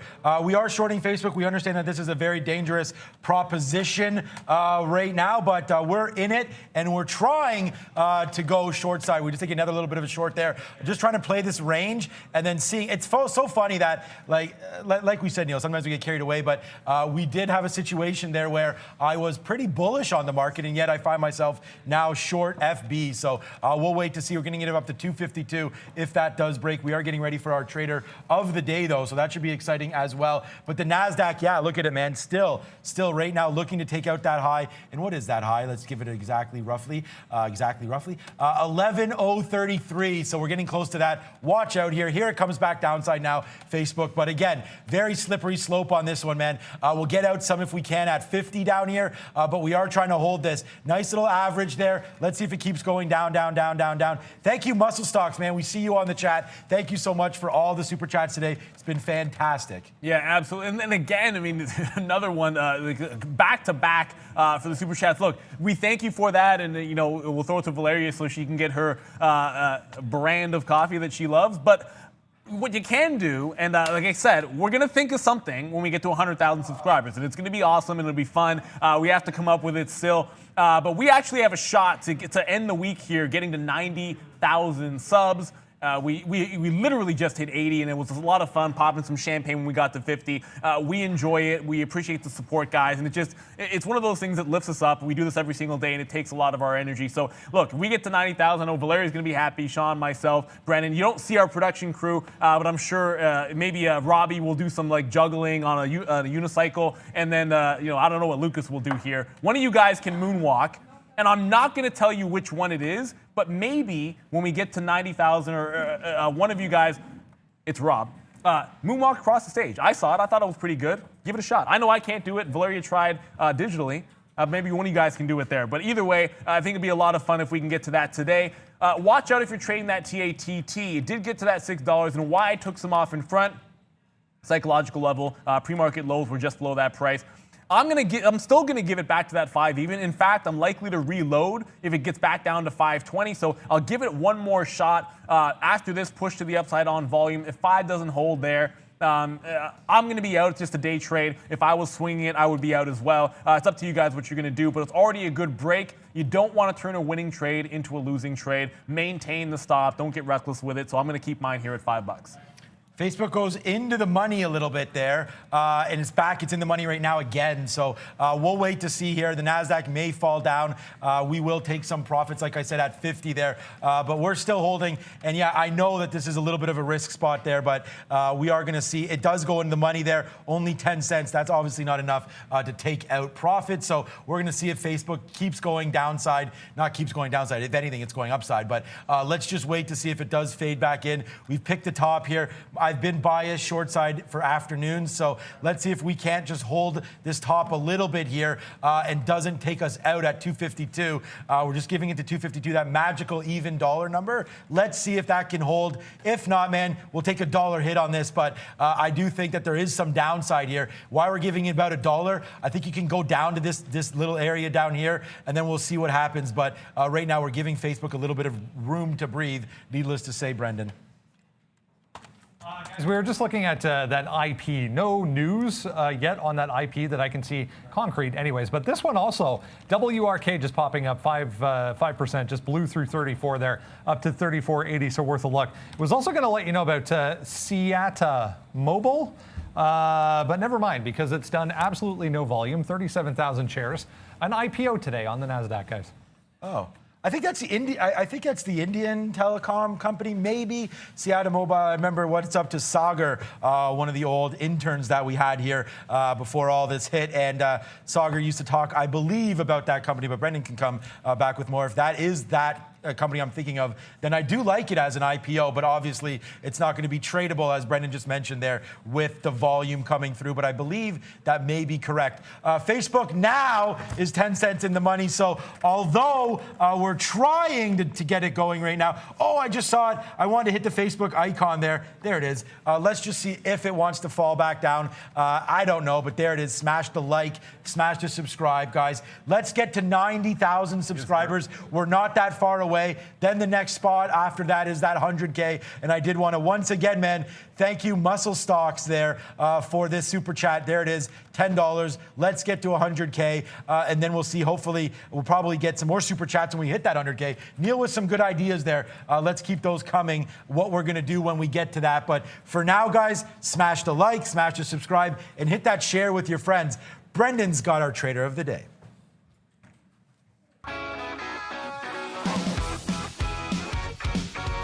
Yes, indeed. We will wrap up the week on a positive note here with Guest Trader of the Day, brought to you by Lewis Daniels Watches. If you're just joining for the first time, welcome, guys. Hit the like and subscribe. Yeah, we're trying to get to 90,000 this week. Every Guest Trader coming on right through October, getting a Lewis Daniels watch. So thank you so much to Lewis Daniels for that.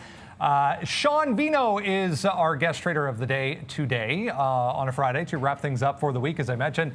Good to have you on the show, Sean. Welcome. What have you been looking at this morning? Good morning, team. This morning I've been looking at Lockheed Martin, oddly enough, and space, some Virgin Galactic. Interesting. Yeah, a couple that we have not talked about yet, but I would love to hear your reasoning. Let's maybe bring in Sean and Neil here, and you can tell them. Sean, because you get the namesake in there, Sean and Sean. It's always interesting to see new stocks, but let's let the two of you go over that one. Go over our names? Yeah, hey, what's up, Sean? Yeah, nice name. Okay, you talked about Virgin Galactic. First of all, where are you located, Mr. Sean? I'm in Edmonton, Alberta, Canada. Wow, okay, there we go. Now you're getting spicy. We'll raise the Canadian flag hockey, there, right? and we'll say what's up to you. I've never been to Edmonton, but you do have Connor McDavid. I'm sure that you are a sports fan. Tell me you're an Oilers fan.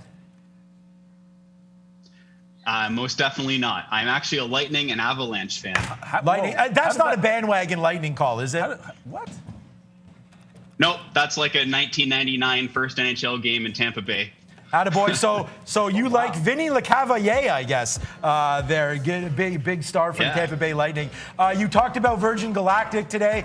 You're in that name. Which way? Are you long? Are you short? We haven't even looked at it like Neil said. So up 1.3%. Actually, for me, not really moving too much. What was your call on Virgin Galactic? And is it one from today, or is it possibly something you've been holding for a while?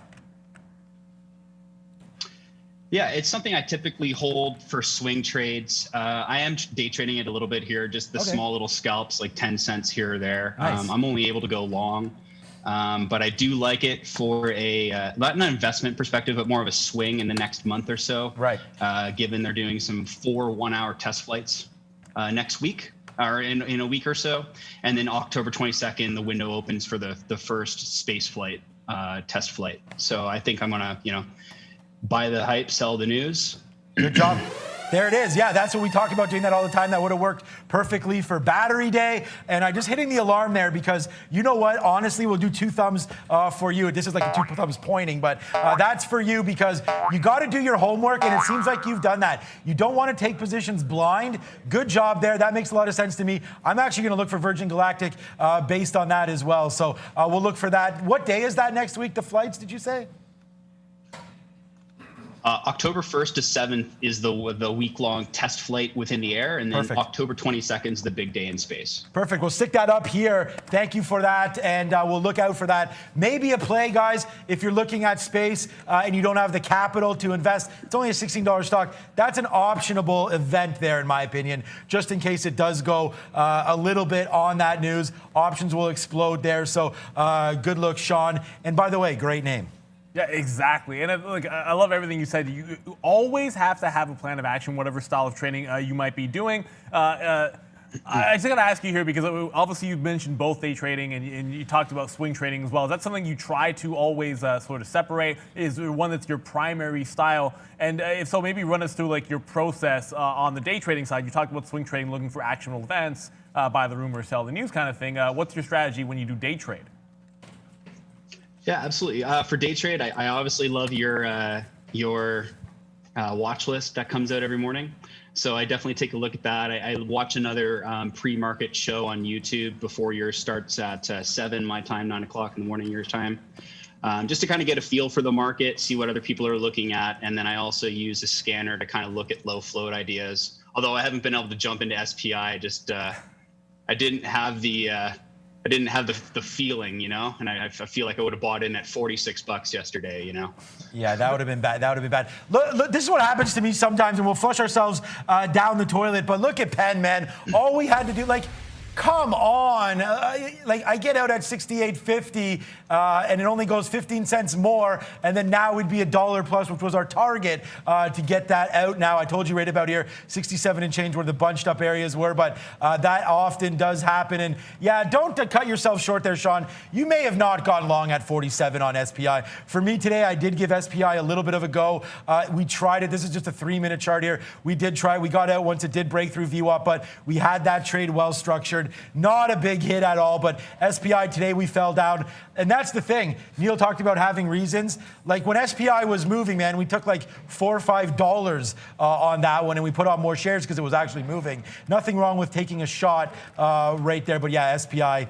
Today, not doing a whole hell of a lot. I did want to bring people back. We did get out of a little bit there for flat on our Facebook, so if you did see that pop through, we are still holding, but we did take some risk off there, as right now the NASDAQ pulls off and Facebook stays high. So that's not a good look there for Facebook, in my opinion. And whenever you see that correlation that you think should have worked and it doesn't, that's a good reason to get out right there. So out of a little bit, nothing. That's flat, man. We out at 251. That's our price. So we got out for flat. Let's see if it breaks now to the downside. Yeah, something I heard in there, Sean, which I absolutely love, is you mentioned SPI, and everybody that was watching the market this week, if you weren't watching SPI and were at least excited about it or interested in it, I don't know what you're looking at. I think it takes an incredible amount of discipline to say you didn't have the feeling on it, whatever it might have been, and then just not jumped in, because nothing's going to stand out like a stock making moves like that, and everybody is going to have those dreams of having that home run win.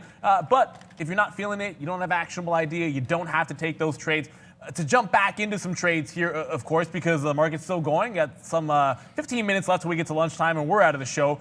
But Tesla, with the market coming back down 11,000 on the NASDAQ, did dip down towards that 403. I've moved my stop up. I've taken more on a dip. My average price is just under 405, so it tightens up the risk a little bit, but we're starting to get into that area where if it rolls over, it could roll over hard. I talked about this possibility, so tightening it up. I'll take some more out if it gets to 410. I still like it if it breaks 410 to get to that 420 mark. As you guys know, it's just that in TATT that I have. Box L, it's barely moving, so I don't know if I want to count it. Been in the money all morning long with that one. Speaking of lunchtime, here for you, Sean. When it comes to trading, do you make trades going into the afternoon? I know a lot of us, 90%, 80%, maybe all, are just morning trades and then using that volatility and volume to make some money there. What do you do? Do you sort of pack it in? I know you're on the West Coast, so the time is kind of convenient for that. Yeah, it's very convenient for the afternoon during like the power hour kind of portion. However, it's kind of early for pre-markets, but I do get up like at 6 a.m. my time for like some 8 a.m. pre-market action, kind of get a feel for it, start watching my shows, watch lists. But I do generally pack it in at the end of this show at noon at the market. And then I kind of revisit it at about 3 p.m. Eastern to just see what's going on, wait for the algos to do their thing, and then start seeing if I can find. Like yesterday I did like 25 fills in power hour, so it was a pretty active afternoon for me. Yeah, I mean, that's a smart thing to do, right? You said it right there, and we talk about the HFT hour, which is like 3 or 4 hours long. I don't know why we call it an hour, but you get that sideways action, and then all the bots taking control of stocks over lunchtime. It's a difficult time to day trade. Doesn't mean you can't. You get those actionable ideas that make sense to you. Sometimes there'd be those pops at 1:30, 2:30, going into power hour, before power hour that can extend at that time. So you look out for those. I'm just going to update you guys on BoxL because something I should have done but I didn't do. I talked about it testing that 175, and if it didn't break through, I would jump back into some shorts. If it held consolidation below 165, well, that would qualify. I get nothing while it's doing nothing. It's now sliding back down, so I do still have some of this at 171.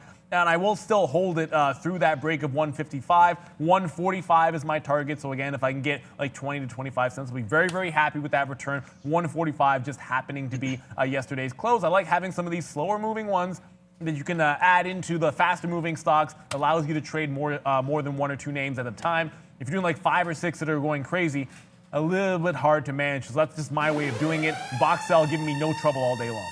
Yo, what up, Facebook? What up? Finally, Facebook starting to go to the downside, and a little bit of a banger happens here. So nice little win here for Facebook. We are now 65 cents in the money on the downside now.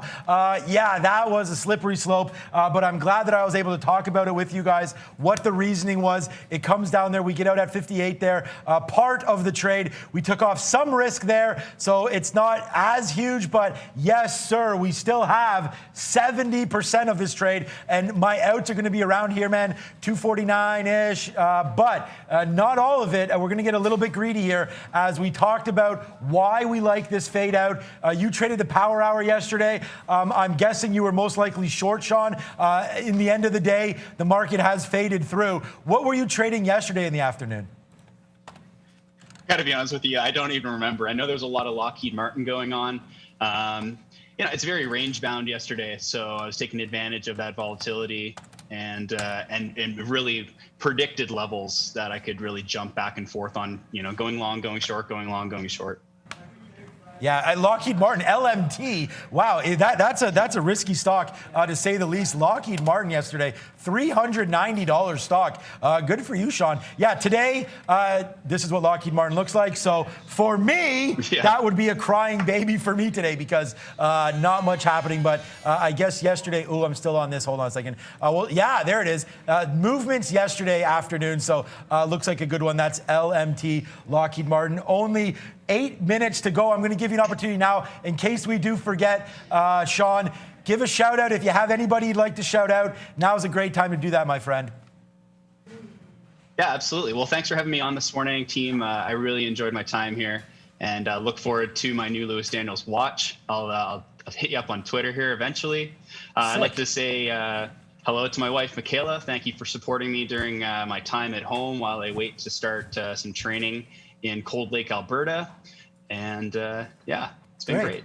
Great. Thank you so much again for everything. And thanks for the love and thanks for the shout out to Lewis Daniels. Fine watches, and they are our sponsors. So every guest trader right now is getting that. But I think we're getting close to being finished with that promo. But what promo we're not finished with is more subscribers, man. And when we get to 100, then we're going to be pumping 200. And when we get to 200, we're going to be pumping 300. So let's get us going on that one. It's been a great ride, man. We started in April, Neil, and I don't even know what month it is.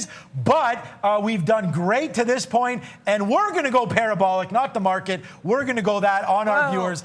So I'm going to take off a little bit more here, 50 cents in the money on Facebook. Let's enjoy this move down and make sure we take a little bit more off right now. Well, I know you're short Facebook. I kind of wouldn't mind if we go parabolic upside. I still got the Tesla along here. Come on, I'm trying to get this thing to 420. I'd love for that to happen. You don't know what it's going to do. I think it's been a lot of fun having you on here, Sean. I can say I've actually been out west one time. It's glad you're shutting out your wife, but I was there supporting my wife because she was at the World Championships for the age group World Championships for triathlon. And it was a fantastic city. I got to see only a little bit of it because I was there a couple of days. So anyone that's never been out west, see Edmonton, definitely do that. You're good luck here because we're so close to that 90,000. And we hit these numbers. When we hit a number with a guess, it's like we'll never forget you. We had Lewis we had on this week, and we hit 50,000 when he was on. So then we got you on here, Sean, with a shot to get to that 90,000. I'll be happy if we do it. Oh, wait a minute. What the heck just... It happens, guys. It happens. If you put a stop in that triggers based on a print in the time and sales, if you get one of these and a dark pool print just came through at 402.50, I'm going to get triggered at Tesla for a winning trade ultimately, but I did not intend on getting out. So what do? I can actually buy back at essentially the same price. It was like 404.80 that I had. I get triggered out and then cover it. It's fine. I'll just jump back into position. We have other stop orders that we can use, which will trigger. This is actually a good moment here, guys, because it'll trigger the first one on any print in the time and sell. So it saw something come off at 402-ish. That triggered me out. But I can set one up that'll trigger based on where the level 1 price goes. So the actual bid ask has to go to that price before it gets you out. So I'll jump back in and maybe use one of those stops. I needed to trade back below 403 to get out. So there you go. Happened live on air. I got trailed out on a bad wick. Now I can adjust that next time, and it has to actually trade below 403, really, in real life, for me to get out there. Dark pools, they happen to you. They're part of the game. Good learning point for you guys. They're live on air, though. Yeah, and lucky for you. I mean, if that was I don't have any luck, but if that was my account, I would have got wicked out for a loser, but good thing getting back in there. But we're punching you in the mouth, Facebook. And look, I'm not going to call out, the people on the chat that didn't like this trade. There's lots of trades that I take throughout the day that don't work. We're the first ones to admit it. I just tweeted out my pen, and I'm embarrassed to show you this pen trade because we did get out there, Sean, on that top side. That happens often when we're sitting here trading. And I'm just going to tell you, it's not an excuse, but Neil and I are at a little bit of a disadvantage just because of what just happened to Neil. We don't have our eyes on every stock all of the time because we simply cannot, right? We can't look at everything all the time. So what happens, we put in these orders, and what I would have liked to look at, and I do think a very important thing for our viewers to notice is order flow, right? Like, if you're noticing that it just spikes up here for no reason, that would have been a good spot if I did get out. If the order flow doesn't continue, you could hammer that back short side there and hit that. But look at this out. That is $1.20 there from that high side area $1.15 there on Facebook. So someone wanted me to barbecue up Facebook, so we're going to do that. We're going to put some Facebook on the barbecue there, and then I'm going to find out, I'm going to ask the wife. I know what National Day it is, so we're not going to spoil it. But Sean, are you? There goes Facebook, now even lower. So we take this out and hit it. You can see 1, 2, 3 times in.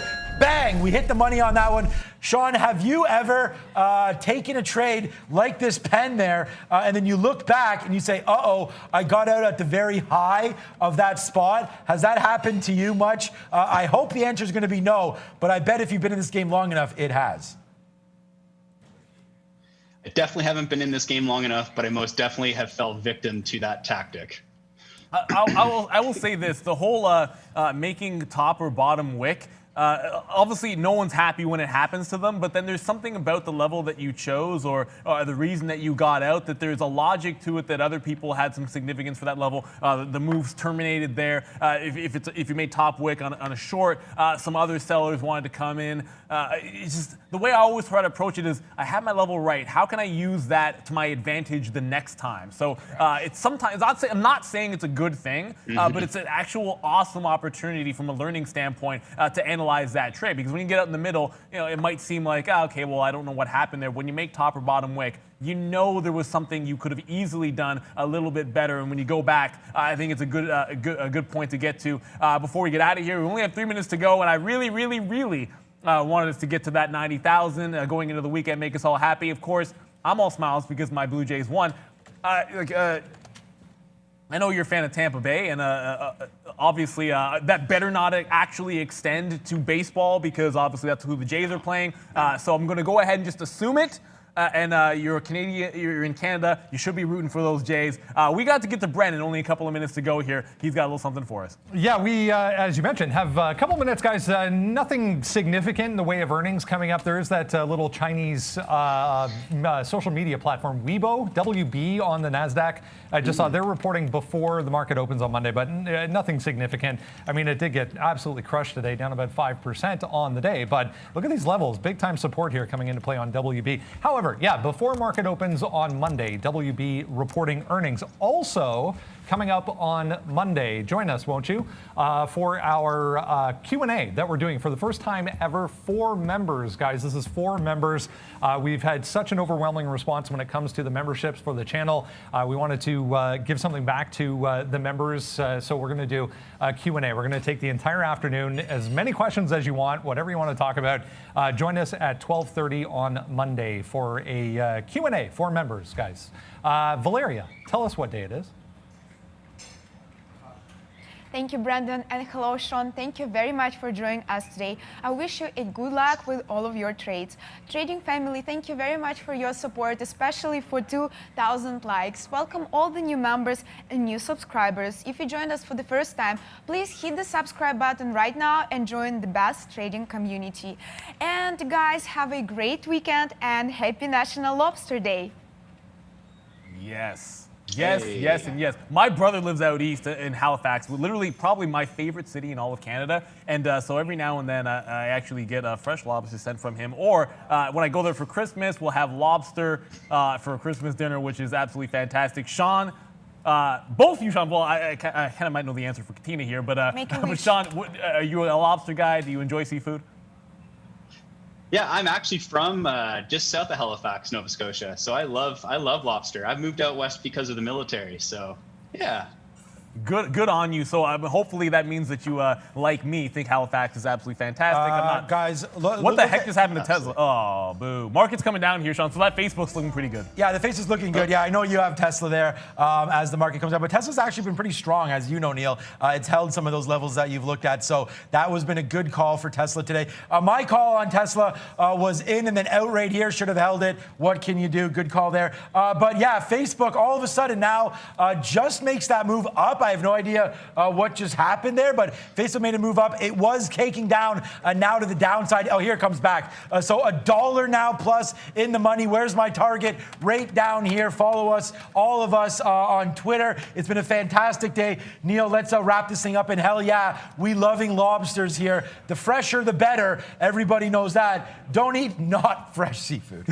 Well, that goes without saying. Only salmon. Yeah, we get only salmon around here, but I just want to extend a thank you to all the people who gave super chats today. A little support was fantastic. I don't know if we got to that 90,000. We got very, very close. Maybe we'll do it on Monday. But Sean, you've been a fantastic guest. Thank you for giving a piece of your day to us and opening up some of your trading ideas, what it is that you look at. It's always a lot of fun to talk to fellow traders, and we enjoy extending that in our community. Before we get out of here, just want to remind you guys, we are dropping a video today, of course, on upgrades and downgrades. It's on our Market Wisdom channel. We just got a fantastic suggestion for a video on stop orders and what just happened to me on Tesla. So maybe we'll go ahead and do that in the past. But if you want to see this one, Valeria has dropped the link. Check it out. Upgrades and downgrades, important actions because you want to trade stocks that are in play. And that certainly qualifies in this case. It's Friday, which means we're sad that we don't get to trade tomorrow, but we'll be back on Monday for the entire team down the line. For Valeria, for Sean, for Brendan, I'm Neil Roberts. Good morning, good afternoon, good evening, wherever you are in the world. This is Trader TV Live. We'll see you next week. Thanks a lot, Sean.